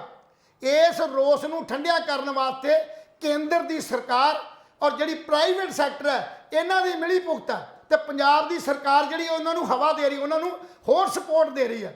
ਸਗੋਂ ਬਣਦਾ ਤੇ ਇਹ ਸੀ ਵੀ ਕਿਸਾਨਾਂ ਦੀ ਜਿਹੜੀ ਇਸ ਪਾਸੇ ਨੂੰ ਕਨਵਰਸ਼ਨ ਨਾ ਹੋਵੇ, ਉਹ ਪ੍ਰਾਈਵੇਟ ਸੈਕਟਰ 'ਚ ਜਾ ਕੇ ਉਹਨਾਂ ਨੂੰ ਅਡਾਨੀਆਂ ਨੂੰ ਆਪਣੀ ਕਣਕ ਨਾ ਵੇਚਣ, ਜਿਣਸ ਨਾ ਵੇਚਣ, ਸਗੋਂ ਉਹ ਸਰਕਾਰੀ ਮੰਡੀਆਂ 'ਚ ਕਣਕ ਵੇਚਣ। ਪਰ ਸਰਕਾਰੀ ਮੰਡੀਆਂ ਵੱਲੋਂ ਇਹ ਯਤਨ ਨਹੀਂ ਕੀਤਾ ਗਿਆ। ਭਾਵੇਂ ਕਿ ਚੋਣਾਂ ਦੇ ਦੌਰਾਨ ਆਮ ਆਦਮੀ ਪਾਰਟੀ ਨੇ ਬਹੁਤ ਵੱਡੇ ਲਾਰਾ ਲਾਇਆ ਸੀ, ਪਰ ਉਸ ਲਾਰੇ ਦੀ ਜਿਹੜੀ ਹਵਾ ਨਿਕਲਦੀ ਨਜ਼ਰ ਉਦੋਂ ਹੀ ਆ ਗਈ ਸੀ ਜਿਸ ਦਿਨ ਕਣਕ ਮੰਡੀਆਂ 'ਚ ਕਣਕ ਆਈ। ਪਰ ਕਣਕ ਦੀ ਨਾ ਤਾਂ ਤੁਲਾਈ ਹੋਈ ਔਰ ਨਾ ਹੀ ਕਿਸਾਨਾਂ ਨੂੰ ਜਿਹੜੀ ਉਹ ਪੇਮੈਂਟ ਮਿਲੀ, ਔਰ ਕਿਸਾਨ ਜਿਹੜੇ ਸੰਘਰਸ਼ ਦੇ ਰਾਹ ਪਏ। ਉਹਨਾਂ ਨੇ ਮੰਡੀਆਂ ਬੰਦ ਕਰਨ ਦੀ ਕੋਸ਼ਿਸ਼ ਕੀਤੀ। ਉਹ ਵੱਖਰੀ ਗੱਲ ਹੈ ਵੀ ਸਰਕਾਰ ਨੇ ਉਹਨਾਂ ਦੇ ਰੋਸ ਨੂੰ ਠੰਡਿਆ ਕਰਨ ਵਾਸਤੇ ਮੀਟਿੰਗ ਕਾਲ ਕੀਤੀ ਔਰ ਭਰੋਸਾ ਦਿਵਾ ਦਿੱਤਾ। ਸਵਾਲ ਇਹ ਹੈ ਵੀ ਸਾਡੇ ਕਿਸਾਨ ਜਥੇਬੰਦੀਆਂ ਇਸ ਗੱਲ ਲਈ ਇਹ ਅੱਜ ਵੀ ਚਿੰਤਾ ਤੁਰ ਨੇ ਵੀ ਕਿਹੜੇ ਕਾਰਨ ਸੀ ਜਿਨ੍ਹਾਂ ਕਾਰਨਾਂ ਕਰਕੇ ਕਿਸਾਨ ਜਿਹੜੇ ਨੇ ਉਹ ਜਥੇਬੰਦੀ ਨੂੰ ਟੁੱਟ ਕੇ ਸਿੱਧੇ ਤੌਰ ਤੇ ਜਿਹੜਾ ਆਪਣਾ ਅਨਾਜ ਹੈ, ਜਿਹੜੀ ਆਪਣੀ ਫਸਲ ਹੈ, ਉਹ ਪ੍ਰਾਈਵੇਟ ਸੈਕਟਰ 'ਚ ਵੇਚਣ ਲਈ ਮਜਬੂਰ ਹੋ ਰਹੇ ਨੇ। ਸੋ ਆਉਣ ਵਾਲੇ ਸਮੇਂ 'ਚ ਘਾਤਕ ਸਾਬਤ ਹੋਏਗਾ। ਇਹ ਪ੍ਰਾਈਵੇਟ ਸੈਕਟਰ ਬਰਬਾਦ ਕਰੇਗਾ ਲੋਕਾਂ ਨੂੰ, ਕਿਉਂਕਿ ਇਹ ਸਾਨੂੰ ਉਵੇਂ ਹੀ ਹੈ ਜਿਵੇਂ ਈਸਟ ਇੰਡੀਆ ਕੰਪਨੀ ਆਈ ਸੀ, ਉਹਨੇ ਹੌਲੀ ਹੌਲੀ ਭਾਰਤ ਦੇ ਪੈਰ ਪਸਾਰੇ ਸੀ ਔਰ 200 ਸਾਲ ਰਾਜ ਕੀਤਾ ਸੀ। ਅੱਜ ਉਹਦੀ ਜਿਹੜੀ ਸ਼ੁਰੂਆਤ ਹੈ, ਦੁਬਾਰਾ ਫਿਰ ਜਿਹੜੀ ਕੇਂਦਰ ਸਰਕਾਰ ਜਿਹੜੀ ਭਾਜਪਾ ਦੀ ਸਰਕਾਰ ਹੈ, ਇਹਨਾਂ ਨੇ ਦੁਬਾਰਾ ਫਿਰ ਉਹੀ ਰਾਹ ਅਪਣਾ ਲਿਆ। ਇਹ ਮੰਡੀਆਂ ਅੱਜ ਮੰਡੀਆਂ 'ਚ ਇਹ ਕਣਕ ਜਿਹੜੀ ਆ ਸਿੱਧੇ ਤੌਰ ਤੇ ਖਰੀਦੀ ਜਾ ਰਹੀ, ਠੀਕ ਹੈ, ਕਿਸਾਨ ਨੂੰ ਉਸੇ ਵੇਲੇ ਪੈਸਾ ਮਿਲ ਰਿਹਾ, ਅੱਜ ਉਹਦੇ ਚਿਹਰੇ ਤੇ ਖੁਸ਼ੀ ਹੈ। ਪਰ ਆਉਣ ਵਾਲੇ ਸਮੇਂ 'ਚ ਕਿਸਾਨਾਂ ਨੂੰ ਆਪਣੇ ਮੁਤਾਬਕ ਜੇ ਰੇਟ 2000 ਰੁਪਇਆ ਕੁਇੰਟਲ ਵੀ ਹੋਇਆ ਤੇ ਇਹ ਬੰਦੇ ਰੋਲਣਗੇ ਕਣਕ ਨੂੰ, ਫਸਲ ਨੂੰ ਰੋਲਣਗੇ, ਰੋਲਣ ਤੋਂ ਬਾਅਦ ਆਪਣੀ ਮਰਜ਼ੀ ਨਾਲ 1800-1700 ਨੂੰ ਚੁੱਕਣਗੇ।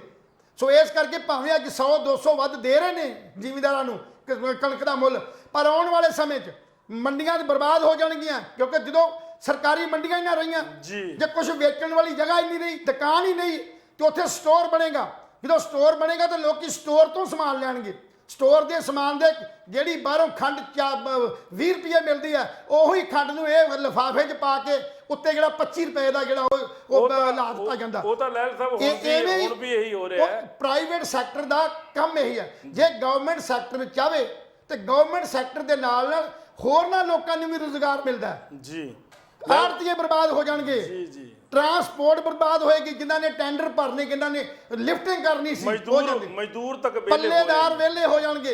ਇਹ ਜਿਹੜੀ ਪ੍ਰਾਈਵੇਟ ਸੈਕਟਰ ਹੈ, ਪ੍ਰਾਈਵੇਟ ਸੈਕਟਰ ਨੇ ਅੱਗੇ ਹਿੰਦੁਸਤਾਨ ਦੇ ਅੰਦਰ ਐਂਟਰੀ ਕਰਨ ਤੋਂ ਬਾਅਦ ਲੋਕਾਂ ਨੂੰ ਲੁੱਟਿਆ ਹੀ ਆ, ਹੋਰ ਕੁਝ ਨਹੀਂ ਕੀਤਾ, ਔਰ ਇਹ ਵੀ ਉਹਦੀ ਸ਼ੁਰੂਆਤ ਆ। ਸੋ ਸਾਡੀ ਤੇ ਬੇਨਤੀ ਹੈ ਪੰਜਾਬ ਦੇ ਸਮੁੱਚੀਆਂ ਜਥੇਬੰਦੀਆਂ ਨੂੰ, ਕਿਸਾਨ ਜਥੇਬੰਦੀਆਂ ਨੂੰ ਔਰ ਕਿਸਾਨਾਂ ਨੂੰ ਵੀ ਹੌਸਲਾ ਰੱਖ ਕੇ, ਠੀਕ ਆ ਤੁਹਾਡੀ ਮਜਬੂਰੀ ਹੈ, ਤੁਹਾਨੂੰ ਮਜਬੂਰ ਜਿਹੜੇ ਬੰਦੇ ਨੂੰ ਆਪਣੇ ਅੱਜ ਲੋੜ ਆ ਪੈਸੇ ਦੀ, ਅੱਜ ਆਪਣਾ ਵਿਆਹ ਕੁੜੀਆਂ ਧੀਆਂ ਦਾ ਕਰਨਾ, ਪੁੱਤਾਂ ਦਾ ਕਰਨਾ, ਸ਼ਗਨ ਸ਼ਨਾਰਥ ਕਰਨੇ ਨੇ, ਕਰਜ਼ੇ ਦੀਆਂ ਕਿਸ਼ਤਾਂ ਲਾਉਣੀਆਂ, ਬੈਂਕ ਦੀਆਂ ਲਾਉਣੀਆਂ, ਮਜਬੂਰੀ ਹੈ। ਪਰ ਇਹ ਮਜਬੂਰੀ ਸਾਨੂੰ ਕਦੇ ਨਾ ਕਦੇ ਗੁਲਾਮੀ ਵਾਲੇ ਪਾਸੇ ਲੈ ਕੇ ਜ਼ਰੂਰ ਜਾਊਗੀ। ਸੋ ਸਰਕਾਰ ਨੂੰ ਬਣਦਾ ਸੀ ਵੀ ਇੱਕਦਮ ਇਹ 'ਤੇ ਐਕਸ਼ਨ ਲੈਂਦੀ, ਔਰ ਜਥੇਬੰਦੀਆਂ ਦੀ ਜ਼ਿੰਮੇਵਾਰੀ ਬਣਦੀ ਸੀ ਵੀ ਕਿਸਾਨ ਜਥੇਬੰਦੀਆਂ ਆਪਣੀ ਸਾਂਝੀ ਏਕਤਾ ਪੈਦਾ ਕਰਕੇ ਲੋਕਾਂ ਨੂੰ ਜਾਗਰੂਕ ਕਰਦੇ ਵੀ ਅੱਜ ਸਾਨੂੰ ਇੱਥੇ ਮਾਲ ਨਹੀਂ ਵੇਚਣਾ ਚਾਹੀਦਾ, ਸਾਨੂੰ ਜਿਹੜੀ ਆਪਣੀ ਕਣਕਾਂ ਸਰਕਾਰੀ ਮੰਡੀਆਂ ਸਰਕਾਰ ਤੇ ਦਬਾਅ ਬਣਾ ਕੇ ਆਪਣੀ ਜਿਹੜੀ ਉਹ ਵੇਚਣੀ ਚਾਹੀਦੀ ਸੀ। ਔਰ ਬੋਨਸ ਦੇ ਰੂਪ ਦੇ ਵਿੱਚ ਜੇ ਸਰਕਾਰ ਘੱਟ ਰੇਟ ਦੇ ਰਹੀ ਹੈ ਤੇ ਨਾਲ ਨਾਲ ਉਹਨਾਂ ਨੂੰ ਬੋਨਸ ਦੇਣਾ ਬਣਦਾ ਸੀ, ਤੇ MSP ਜਿਹੜੀ ਆ ਉਹ ਲਾਗੂ ਕਰਦੇ। ਜੇ MSP ਲਾਗੂ ਕਰਦੇ ਨੇ ਤੇ ਜਿਹੜਾ ਪ੍ਰਾਈਵੇਟ ਸੈਕਟਰ ਹੈ, ਪ੍ਰਾਈਵੇਟ ਸੈਕਟਰ ਉਹ ਤੋਂ ਘੱਟ ਨਹੀਂ ਖਰੀਦ ਸਕਦਾ, ਉਹ ਤੋਂ ਵੱਧ ਰੇਟ 'ਚ ਖਰੀਦੇਗਾ। ਪਰ ਇੱਥੇ MSP ਲਾਗੂ ਹੋ ਹੀ ਨਹੀਂ, ਤੇ ਆਪਣੀ ਮਰਜ਼ੀ ਨਾਲ ਜਵਾਨ ਜਿੰਸ ਖਰੀਦੀ ਜਾਊਗੀ। ਪਤਾ ਕੀ ਗੱਲ ਹੈ ਲਹਿਲ ਸਾਹਿਬ, ਇਹ 'ਚ ਜੀ। ਸਭ ਤੋਂ ਵੱਡਾ ਕਾਰਨ ਕੀ ਹੈ? ਸਾਡੀ ਕਿਸਾਨ ਜਥੇਬੰਦੀਆਂ ਉਲਝ ਗਈਆਂ ਜੀ। ਕਿਸਾਨ ਜਥੇਬੰਦੀਆਂ ਦੋ ਫਾੜ ਹੋ ਗਈਆਂ, ਕਿਸਾਨ ਜਥੇਬੰਦੀਆਂ ਇਕੱਠੀਆਂ ਨਹੀਂ ਹੋ ਰਹੀਆਂ। ਹਾਲਾਂਕਿ ਤੁਸੀਂ ਪਹਿਲਾਂ ਜ਼ਿਕਰ ਕੀਤਾ ਹੈ 10 ਕੁ ਮਿੰਟ ਪਹਿਲਾਂ ਕਿ ਤੋਮਰ ਨੇ ਗੱਲ ਕਹੀ ਹੈ, ਜਿਹੜਾ ਖੇਤੀਬਾੜੀ ਮੰਤਰੀ ਹੈ ਕੇਂਦਰ ਦਾ, ਕਿ ਕਿਸਾਨ ਜਥੇਬੰਦੀਆਂ ਨੇ ਹਾਲੇ ਤੱਕ ਮੈਂਬਰ ਹੀ ਨਹੀਂ ਨਾਮਜ਼ਦ ਕੀਤੇ ਵੀ ਸਾਡੇ ਮੈਂਬਰ ਕਿਹੜੇ ਹੋਣੇ ਚਾਹੀਦੇ ਐਮਐਸਪੀ ਕਮੇਟੀ ਦੇ ਵਿੱਚ। ਔਰ ਮੇਰੇ ਹਿਸਾਬ ਦੇ ਨਾਲ ਕਿਤੇ ਨਾ ਕਿਤੇ ਸਰਕਾਰਾਂ ਇਹ ਮਿਲੀਆਂ ਹੋਈਆਂ ਨੇ, ਮਿਲੀ ਭੁਗਤ ਚੱਲ ਰਹੀ ਹੈ। ਸਰਕਾਰੀ ਮੰਡੀਆਂ ਨੂੰ ਖਤਮ ਕਰਨ ਦੀ ਪ੍ਰਕਿਰਿਆ ਜਿਹੜੀ ਹੈ ਇਹ ਸ਼ੁਰੂ ਤੋਂ ਚੱਲਦੀ ਆ ਰਹੀ ਹੈ ਵੀ ਸਰਕਾਰੀ ਮੰਡੀਆਂ ਖਤਮ ਹੀ ਹੋ ਜਾਣ, ਇਹ ਬੋਝ ਹੀ ਲੈ ਜੇ, ਕਿਉਂਕਿ ਇਹ ਸਰਕਾਰ ਤੇ ਵੀ ਇੱਕ ਬਹੁਤ ਵੱਡਾ ਬੋਝ ਹੈ ਕਿ ਪਹਿਲਾਂ ਤਾਂ ਉਹ ਲੋਨ ਚੱਕਦੇ ਨੇ, ਲੋਨ ਚੱਕਣ ਤੋਂ ਬਾਅਦ ਉਹ ਕਿਸਾਨਾਂ ਨੂੰ ਦਿੰਦੇ ਨੇ, ਫਿਰ ਉਸ ਤੋਂ ਵੇਚ ਕੇ ਉਹਦੀ ਰਿਕਵਰੀ ਹੁੰਦੀ ਹੈ। ਇੱਕ ਬੜਾ ਲੰਬਾ ਪ੍ਰੋਸੈਸ ਹੈ। ਮੇਰੇ ਹਿਸਾਬ ਦੇ ਨਾਲ ਤਾਂ ਜੇ ਪ੍ਰਾਈਵੇਟ ਇਹਨੂੰ ਜੇ ਆਪਾਂ ਪ੍ਰਾਈਵੇਟ ਕਰ ਦਈਏ ਜਾਂ ਪ੍ਰਾਈਵੇਟ ਮੰਡੀਆਂ, ਹੁਣ ਵੀ ਕੀ ਹਾਲ ਹੈ ਲਹਿਲ ਸਾਹਿਬ ਜੀ, ਸਰਕਾਰੀ ਮੰਡੀਆਂ ਵਿੱਚ ਨਾ ਸ਼ੈੱਡ ਹੈ, ਠੀਕ ਹੈ, ਨਾ ਕੋਈ ਬੈਠਣ ਦਾ ਪ੍ਰਬੰਧ ਹੈ, ਨਾ ਪਾਣੀ ਦਾ ਪ੍ਰਬੰਧ ਹੈ, ਨਾ ਉੱਥੇ ਬਾਥਰੂਮ ਲੈਟਰਨ ਦਾ ਪ੍ਰਬੰਧ ਹੈ। ਇੰਨੇ ਬੁਰੇ ਹਾਲਾਤਾਂ ਦੇ ਵਿੱਚ ਸਾਡੀਆਂ ਮੰਡੀਆਂ ਨੇ। ਜਦੋਂ ਹੁਣ ਤੁਸੀਂ ਦੇਖ ਲਓ ਹਲੇ ਕਣਕ ਆਮਦ ਸ਼ੁਰੂ ਹੋਈ ਹੈ, ਆਹ 2-4 ਦਿਨ 'ਚ ਕੋਈ ਪਤਾ ਨਹੀਂ ਕਿਹੜੇ ਵੇਲੇ ਮੀਂਹ ਪੈ ਜੇ। ਇਹੀ ਫਸਲਾਂ ਮੈਂ ਭਿੱਜਦੀਆਂ ਦਿਖਾਊਂਗਾ, ਇਹੀ ਫਸਲਾਂ ਮੈਂ ਖਰਾਬ ਹੁੰਦੀਆਂ ਦਿਖਾਊਂਗਾ, ਇਹਨਾਂ ਫਸਲਾਂ 'ਚ ਕੀੜੇ ਪਏ ਨੇ। ਫਿਰ ਸਰਕਾਰ ਨੇ ਪਲਟਾ ਮਾਰਨਾ ਹੈ ਵੀ ਜਿਹੜੀ ਗਿੱਲੀ ਕਣਕ ਹੈ ਉਹਦਾ ਆਹ ਰੇਟ ਹੋਊਗਾ, ਸਿੱਲੀ ਕਣਕ ਦਾ ਆਹ ਰੇਟ ਹੋਊਗਾ, ਜਮਾਂ ਖਰਾਬ ਕਣਕ ਦਾ ਆਹ ਰੇਟ ਹੋਊਗਾ, ਹੈ ਨਾ। ਇਹ ਗੱਲਾਂ ਹੋਣੀਆਂ। ਲੇਕਿਨ ਪ੍ਰਾਈਵੇਟ ਅਦਾਰਿਆਂ ਦੇ ਵਿੱਚ ਕੀ ਹੈ, ਪ੍ਰਾਈਵੇਟ ਅਦਾਰਿਆਂ ਦੇ ਗਡਾਊਨ ਕੁਛ ਹੋਰ ਹਿਸਾਬ ਦੇ ਨੇ। ਤੁਸੀਂ ਕਣਕ ਕਣਕ ਦੇ ਕੇ ਨਾਲ ਦੀ ਨਾਲ ਉਹਨਾਂ ਨੇ ਸਟੋਰ ਕਰ ਲੈਣੀ, ਸਟੋਰ ਕਰਨ ਤੋਂ ਬਾਅਦ ਉਹਨਾਂ ਨੇ ਗਾਹਾਂ ਕਰ ਦੇਣੀ। ਉਸ ਤੋਂ ਬਾਅਦ ਉਹਨਾਂ ਦਾ ਪ੍ਰੋਸੈਸ ਜਿਹੜਾ ਹੈ ਇੱਕ ਬੜਾ ਹਾਈ ਟੈਕ ਹੈ। ਮੈਂ ਇਹ ਨਹੀਂ ਕਹਿੰਦਾ ਕਿ ਸਰਕਾਰ ਇਹ ਕਰ ਨਹੀਂ ਸਕਦੀ, ਸਰਕਾਰ ਡਰਮ ਨਹੀਂ ਬਣਾ ਸਕਦੀ, ਸਰਕਾਰ ਵੱਡੇ ਵੱਡੇ ਡਰਮ ਬਣਾ ਸਕਦੀ ਹੈ, ਲੇਕਿਨ ਚੱਕਰ ਇਹ ਵੀ ਨੀਤ ਸਾਫ਼ ਹੋਣੀ ਚਾਹੀਦੀ ਹੈ। ਨਾ ਤਾਂ ਅਕਾਲੀਆਂ ਨੇ ਕੀਤਾ, ਨਾ ਕਾਂਗਰਸ ਨੇ ਕੀਤਾ, ਆਮ ਆਦਮੀ ਪਾਰਟੀ ਨੂੰ ਆਪਾਂ ਕਹਿ ਨਹੀਂ ਸਕਦੇ ਕਿ ਕੋਈ ਹਜੇ ਉਹਨਾਂ ਨੂੰ ਜੁਮਾ ਸਰਕਾਰ ਬਣਾਏ ਨੂੰ ਹਜੇ ਕੁਝ ਕੁ ਮਹੀਨੇ ਹੋਏ ਨੇ। ਸੋ ਇਸ ਕਰਕੇ ਵੀ ਮੈਨੂੰ ਇਹ ਲੱਗਦਾ ਵੀ ਜੇ ਆਮ ਆਦਮੀ ਪਾਰਟੀ ਨੇ ਸਰਵਾਈਵ ਕਰਨਾ ਜਾਂ ਆਮ ਆਦਮੀ ਪਾਰਟੀ ਨੇ ਇਹਦੀ ਕਾਰਗੁਜ਼ਾਰੀ ਲੋਕ ਪਸੰਦ ਕਰਨ, ਤਾਂ ਜਿਸ ਤਰ੍ਹਾਂ ਅਡਾਨੀ ਗਰੁੱਪ ਕਣਕ ਨੂੰ ਲੈਂਦਾ ਹੈ ਜਾਂ ਜਿਸ ਤਰ੍ਹਾਂ ਅਡਾਨੀ ਗਰੁੱਪ ਕਣਕ ਨੂੰ ਸਟੋਰ ਕਰਦਾ, ਉਹਦੀ ਨਕਲੇ ਮਾਰ ਲੈਣ। ਚਲੋ ਕਹਿੰਦੇ ਨਕਲ ਵੀ ਕਹਿੰਦੇ ਅਕਲ ਨਾਲ ਵੱਜਦੀ ਹੈ, ਔਰ ਅਕਲ ਤਾਂ ਸਰਕਾਰ ਨੂੰ ਬਹੁਤ ਹੈ। ਆਮ ਆਦਮੀ ਪਾਰਟੀ ਸੁਪਰੀਮੋ ਕੇਜਰੀਵਾਲ ਹੈ, ਔਰ ਭਗਵੰਤ ਮਾਨ ਤਾਂ ਹੁਣ ਰਹਿੰਦੇ ਦਿੱਲੀ ਹੈ। ਸਭ ਤੋਂ ਵੱਡੀ ਗੱਲ ਪਹਿਲਾਂ ਚੋਣਾਂ ਤੋਂ ਪਹਿਲਾਂ ਕਹਿੰਦਾ ਸੀਗਾ ਵੀ ਜਦੋਂ ਦੋਨੇ ਜਣੇ ਇਕੱਠੇ ਬੈਠੇ ਸੀ ਵੀ ਭਗਵੰਤ ਮਾਨ ਦਿੱਲੀ ਨਹੀਂ ਆਏਗਾ, ਲੇਕਿਨ ਹੁਣ ਕੀ ਹੈ, ਹੁਣ ਜਿਹੜੀ ਵੀ ਗੱਲ ਹੋਣੀ ਆ ਚੱਕ ਦਿੱਲੀ। ਕੁਲਵੰਤ ਗਿੱਲ ਜੀ, ਦਿੱਲੀ ਇਹ ਇਕੱਲੇ ਭਗਵੰਤ ਦੀ ਗੱਲ ਨਹੀਂ ਹੈ। ਭਗਵੰਤ ਨੂੰ ਤਾਂ ਗੱਲ ਛੱਡੋ, ਸਾਡੇ ਜਿਹੜੇ ਪ੍ਰੋਟੋਕਾਲ ਦੀ ਜਿਹੜੀ ਆ ਜੀ, ਉਹ ਪ੍ਰੋਟੋਕਾਲ ਦੀ ਉਲੰਘਣਾ ਕਰ ਦਿੱਤੀ ਗਈ ਜੀ। ਅੱਜ ਦੇ ਤੱਕ ਦੇ ਇਤਿਹਾਸ 'ਚ ਕਦੀ ਵੀ ਬਾਹਰਲੇ ਸੂਬੇ ਦੇ ਸੀਐਮ ਨੇ ਸਾਡੇ ਪੰਜਾਬ ਦੇ ਅਧਿਕਾਰੀਆਂ ਨੂੰ, ਪ੍ਰਸ਼ਾਸਨਿਕ ਅਧਿਕਾਰੀਆਂ ਨੂੰ, ਜਿਹਦੇ 'ਚ ਜਿਹੜੇ ਸਾਡੇ ਜਿਹੜੇ ਹੈਗੇ ਨੇ ਚੀਫ ਸੈਕਟਰੀ ਜਾਂ ਪ੍ਰਿੰਸੀਪਲ ਸੈਕਟਰੀ ਜਾਂ ਹੋਰ ਜਿਹੜੇ ਪ੍ਰਮੁੱਖ ਸੈਕਟਰੀ ਨੇ, ਉਹਨਾਂ ਪੰਜਾਬ ਦੇ ਆਲਾ ਅਧਿਕਾਰੀਆਂ ਨੂੰ ਦਿੱਲੀ ਸੱਦ ਕੇ ਉਹਨਾਂ ਨੂੰ ਹਦਾਇਤਾਂ ਕਰਨੀਆਂ। ਇਹ ਇਤਿਹਾਸ 'ਚ ਪਹਿਲੀ ਵਾਰ ਹੋਇਆ। ਕਿੱਡੀ ਵੱਡੀ ਗੱਲ, 70 ਸਾਲ ਦੀ ਆਜ਼ਾਦੀ ਤੋਂ ਬਾਅਦ ਇਹ ਪਹਿਲੀ ਵਾਰ ਹੈ ਵੀ ਮੁੱਖ ਮੰਤਰੀ ਕੇਜਰੀਵਾਲ ਦਿੱਲੀ ਦਾ ਪੰਜਾਬ ਦੇ ਸਮੁੱਚੇ ਸਾਡੇ ਪ੍ਰਸ਼ਾਸਨਿਕ ਅਧਿਕਾਰੀਆਂ ਨੂੰ ਦਿੱਲੀ ਬੁਲਾ ਕੇ ਹਦਾਇਤਾਂ ਕਰਦਾ। ਭਗਵੰਤ ਔਰ ਕਿੱਡੀ ਬਹੁਤ ਵੱਡੀ ਮਾੜੀ ਗੱਲ ਹੈ ਕਿ ਉਹਦਾ ਸਿੱਧੇ ਤੌਰ ਤੇ ਦੂਸਰੇ ਸੂਬੇ ਦੇ ਇਸ ਪ੍ਰਸ਼ਾਸਨਿਕ ਅਧਿਕਾਰੀਆਂ ਨੂੰ ਦਿੱਲੀ ਸੱਦ ਕੇ ਹਦਾਇਤਾਂ ਦੇਣੀਆਂ, ਜਦੋਂ ਕਿ ਆਈਐਸ ਅਫਸਰ, ਪੀਸੀਐਸ ਅਫਸਰ, ਆਈਪੀਐਸ ਅਫਸਰ ਜਦੋਂ ਆਪਣੀ ਨੌਕਰੀ ਜੁਆਇਨ ਕਰਦੇ ਨੇ ਤੇ ਗੁਪਤ ਜਿਹੜੀ ਹੈ ਉਹ ਸੁਗੰਧ ਖਾਧੀ ਜਾਂਦੀ ਹੈ, ਸਹੁੰ ਖਾਧੀ ਜਾਂਦੀ ਆ ਸਰਕਾਰੀ ਭੇਦ ਗੁਪਤ ਰੱਖਣ ਦੀ, ਸਰਕਾਰੀ ਕਾਨੂੰਨਾਂ ਨੂੰ ਗੁਪਤ ਰੱਖਣ ਲਈ। ਔਰ ਇਸੇ ਤਰ੍ਹਾਂ ਸਾਡੀ ਜਿਹੜੀ ਵਿਧਾਨ ਸਭਾ ਜਾਂ ਪਾਰਲੀਮੈਂਟ ਹੈ, ਉਹਦੇ ਵਿੱਚ ਵੀ ਰਾਜਪਾਲ ਜਾਂ ਗਵਰਨਰ ਜਾਂ ਰਾਸ਼ਟਰਪਤੀ ਜਦੋਂ ਉਹਨਾਂ ਨੂੰ ਸਹੁੰ ਚੁਕਾਉਂਦਾ ਤੇ ਸ਼ਪਥ ਲੈਂਦਾ ਵੀ ਭਾਰਤ ਦੇ ਕਾਨੂੰਨ ਦੀ ਤੁਸੀਂ ਰਾਖੀ ਕਰਨੀ ਆ ਔਰ ਭੇਦ ਗੁਪਤ ਰੱਖਣੇ ਨੇ, ਤਾਂ ਫਿਰ ਇਹ ਜਿਹੜੀ ਗੁਪਤ ਸਾਡੇ ਪੰਜਾਬ ਸਰਕਾਰ ਦੀ ਜਿਹੜੇ ਸਾਡੇ ਆਲਾ ਅਧਿਕਾਰੀ ਸੀ, ਉਹ ਆਪਣੀ ਜਿਹੜੀ ਸੂਚਨਾ ਉਹ ਉੱਥੇ ਕਿਉਂ ਦੇਣ? ਸੋ ਉਹਨਾਂ ਨੂੰ ਜ਼ਬਰਦਸਤੀ ਬੁਲਾਇਆ ਗਿਆ ਔਰ ਉਹਨਾਂ ਨੂੰ ਪੁੱਛਿਆ ਗਿਆ, ਔਰ ਕੁਝ ਬੰਦਿਆਂ ਉੱਥੇ ਆਈਐਸ ਅਫਸਰਾਂ ਨੇ ਵਿਰੋਧ ਕੀਤਾ। ਸੋ ਇੱਥੇ ਐਂ ਲੱਗਦਾ ਸੀ ਵੀ ਭਗਵੰਤ ਮਾਨ ਸਿਰਫ ਤੇ ਸਿਰਫ ਇੱਕ ਰਬੜ ਦੀ ਮੋਹਰ ਹੈ, ਤੇ ਉਹ ਮੋਹਰ ਕਿਹੜੀ ਹੈ? ਕੇਜਰੀਵਾਲ ਦੀ। ਔਰ ਇਹੀ ਕੁਝ ਲਈ ਅਸੀਂ ਆਗਾਜ਼ ਕਰਦੇ ਰਹੇ ਪੰਜਾਬ ਨੂੰ ਵੀ ਪੰਜਾਬ ਦੇ ਉੱਤੇ ਬਾਹਰਲੇ ਸੂਬੇ ਦੇ ਲੋਕਾਂ ਦਾ ਰਾਜ ਹੋਣ ਵੱਲ ਵੱਧ ਰਿਹਾ। ਸੋ ਇਹ ਗੱਲਾਂ ਬਹੁਤ ਗਲਤ ਨੇ। ਤੁਸੀਂ ਭਗਵੰਤ ਮਾਨ ਨੂੰ ਦਿੱਲੀ ਸੱਦਣ ਦੀ ਗੱਲ ਕਰਦੇ ਹੋ, ਇਹ ਤਾਂ ਸਾਰੀ ਪੰਜਾਬ ਸਰਕਾਰ ਹੀ ਦਿੱਲੀ ਚਲ ਗਈ ਔਰ ਉੱਥੋਂ ਹਦਾਇਤਾਂ ਲੈਣ ਚਲ ਗਈ। ਮੰਡੀਆਂ ਦੀ ਜਦੋਂ ਗੱਲ ਆਉਂਦੀ ਹੈ ਤੇ ਅਸੀਂ ਇਸੇ ਕਰਕੇ ਪ੍ਰਾਈਵੇਟ ਸੈਕਟਰ ਨੂੰ ਰੋਕਣ ਦੀ ਗੱਲ ਕਰਦੇ ਹਾਂ ਵੀ ਜਿਹੜੀ ਸੁੱਖ ਸਹੂਲਤ ਪ੍ਰਾਈਵੇਟ ਦੇ ਰਹੀ ਹੈ ਉਹ ਕਿਉਂ ਸਰਕਾਰ ਕਿਉਂ ਨਹੀਂ ਦੇ ਸਕਦੀ। ਸਰਕਾਰ ਟੈਕਸ ਲੈਂਦੀ ਹੈ, ਸਰਕਾਰ ਪੈਸੇ ਲੈਂਦੀ ਹੈ, ਸਭ ਕੁਝ ਕਰਦੀ ਹੈ। ਔਰ ਬਿਆਨ ਕੀ ਦਿੰਦਾ, ਅੱਜ ਬਿਆਨ ਫੇਰ ਦੇ ਦਿੱਤਾ ਵੀ ਜਿਹੜੇ ਸਰਕਾਰ ਸਾਨੂੰ ਸੈਂਟਰ ਗਵਰਨਮੈਂਟ ਪੈਸੇ ਭੇਜੇਗੀ ਅਸੀਂ ਉਹਦੇ ਨਾਲ ਫੰਡਾਂ ਦੇ ਨਾਲ ਜਿਹੜੇ ਸਾਡੇ ਕੋਲ ਫੰਡ ਆਉਣਗੇ ਉਹਨਾਂ ਨਾਲ ਅਸੀਂ ਮੰਡੀਆਂ ਦੀ ਜਿਹੜੀ ਆ ਹਾਲਤ ਸੁਧਾਰਾਂਗੇ, ਪੱਕੀਆਂ ਕਰਾਂਗੇ, ਪਾਣੀ ਦਾ ਪ੍ਰਬੰਧ ਕਰਾਂਗੇ, ਖਰੀਦ ਸ਼ਕਤੀ ਨੂੰ ਵਧਾਵਾਂਗੇ ਔਰ ਆਪਣੀਆਂ 3-4 ਏਜੰਸੀਆਂ ਨੂੰ ਐਕਟਿਵ ਕਰਾਂਗੇ। ਕਿ ਹੁਣ ਯਾਦ ਆਇਆ ਜਦੋਂ ਕਿ ਪਤਾ ਸੀ ਵੀ ਸਾਡੀ ਜਿਹੜੀ ਫਸਲ ਪੱਕੀ ਹੋਈ ਆ, ਪਿਛਲੇ ਇੰਨੇ ਸਾਲ ਗੁਜ਼ਰ ਗਏ, ਉਦੋਂ ਮੰਡੀਆਂ ਨੂੰ ਪੱਕਿਆਂ ਕਿਉਂ ਨਹੀਂ ਕੀਤਾ ਗਿਆ? ਉਦੋਂ ਕਿਉਂ ਨਹੀਂ ਕਰੇਟ ਲਿਆਂਦੇ ਗਏ? ਬਾਰਦਾਨੇ ਦਾ ਪ੍ਰਬੰਧ ਪਹਿਲਾਂ ਕਿਉਂ ਨਹੀਂ ਕੀਤਾ ਜਾਂਦਾ? ਜੇ ਪ੍ਰਾਈਵੇਟ ਸੈਕਟਰ ਸਭ ਕੁਝ ਕਰ ਸਕਦਾ ਤੇ ਅਸੀਂ ਕਿਉਂ ਨਹੀਂ ਕਰ ਸਕਦੇ? ਸਾਡੀ ਨੀਤ ਇਹ ਆ ਵੀ ਅਸੀਂ ਇਸ ਹਿੰਦੁਸਤਾਨ ਨੂੰ ਪ੍ਰਾਈਵੇਟ ਹੱਥਾਂ 'ਚ ਦੇਣਾ ਹੈ, ਚਾਹੇ ਉਹ ਪੰਜਾਬ ਦੀ ਸਰਕਾਰ ਹੋਵੇ ਚਾਹੇ ਉਹ ਸੈਂਟਰ ਦੀ ਹੋਵੇ, ਤੇ ਪਾਲਿਸੀ ਸਾਰੀ ਦੀ ਸਾਰੀ ਸੈਂਟਰ ਗਵਰਨਮੈਂਟ ਜਾਂ ਉਹ ਕੰਪਨੀਆਂ ਜਾਂ ਉਹ ਮੁਦਰਾ ਫੰਡ ਜਿਹੜੇ ਨੇ, ਵਿਸ਼ਵ ਮੁਦਰਾ ਫੰਡ ਜਾਂ ਉਹ ਜਿਹੜੇ ਵਰਲਡ ਬੈਂਕ ਨੇ ਜਿਹੜੇ ਸਾਨੂੰ ਕਰਜ਼ਾ ਮੁਹੱਈਆ ਕਰਦੇ ਨੇ, ਜਾਂ ਉਹ ਦੇਸ਼ ਜਿਹੜੇ ਵਿਕਸਿਤ ਹੋ ਚੁੱਕੇ ਨੇ, ਅਮਰੀਕਾ ਔਰ ਰੂਸ ਵਰਗੇ ਜਾਂ ਵੱਡੇ ਵੱਡੇ ਜਿਹੜੇ ਮਹਾਰਥੀ ਨੇ, ਜਦੋਂ ਉਹਨਾਂ ਕੋਲ ਅਸੀਂ ਕਰਜ਼ਾ ਲੈਂਦੇ ਆ ਤੇ ਉਹਨਾਂ ਕਰਜ਼ਿਆਂ ਦੀਆਂ ਜਿਹੜੀਆਂ ਸ਼ਰਤਾਂ ਨੇ ਉਹਨਾਂ ਸ਼ਰਤਾਂ 'ਚ ਸਪਸ਼ਟ ਲਿਖਿਆ ਗਿਆ ਵੀ ਪੰਜਾਬ ਨੂੰ ਔਰ ਹਿੰਦੁਸਤਾਨ ਨੂੰ ਪ੍ਰਾਈਵੇਟ ਸੈਕਟਰ 'ਚ ਬਦਲੋ। ਇਹ ਕੋਈ ਐ ਨਹੀਂ ਗੱਲ ਹੈ ਕਿ ਰਾਤੋਂ ਰਾਤ ਇਹ ਕੁਝ ਵਾਪਰ ਗਿਆ ਜਾਂ ਸਿੱਲੋ ਵਰਗੇ ਏਡੇ ਏਡੇ ਗਦਾਮ ਬਣ ਗਏ। ਗਦਾਮ ਸਾਡੇ ਵੀ ਇੱਥੇ ਹੈਗੇ ਨੇ FCI ਦੇ, ਉਹਨਾਂ ਗਦਾਮਾਂ ਨੂੰ ਸੈਂਟਰ ਗਵਰਨਮੈਂਟ ਨੇ ਕਿਉਂ ਨਹੀਂ ਸੁਧਾਰਿਆ? ਕਿਉਂਕਿ FCI ਜਿਹੜੀ ਹੈ ਉਹ ਸਿੱਧੇ ਤੌਰ ਤੇ ਕੇਂਦਰ ਸਰਕਾਰ ਦੇ ਅਧੀਨ ਹੈ।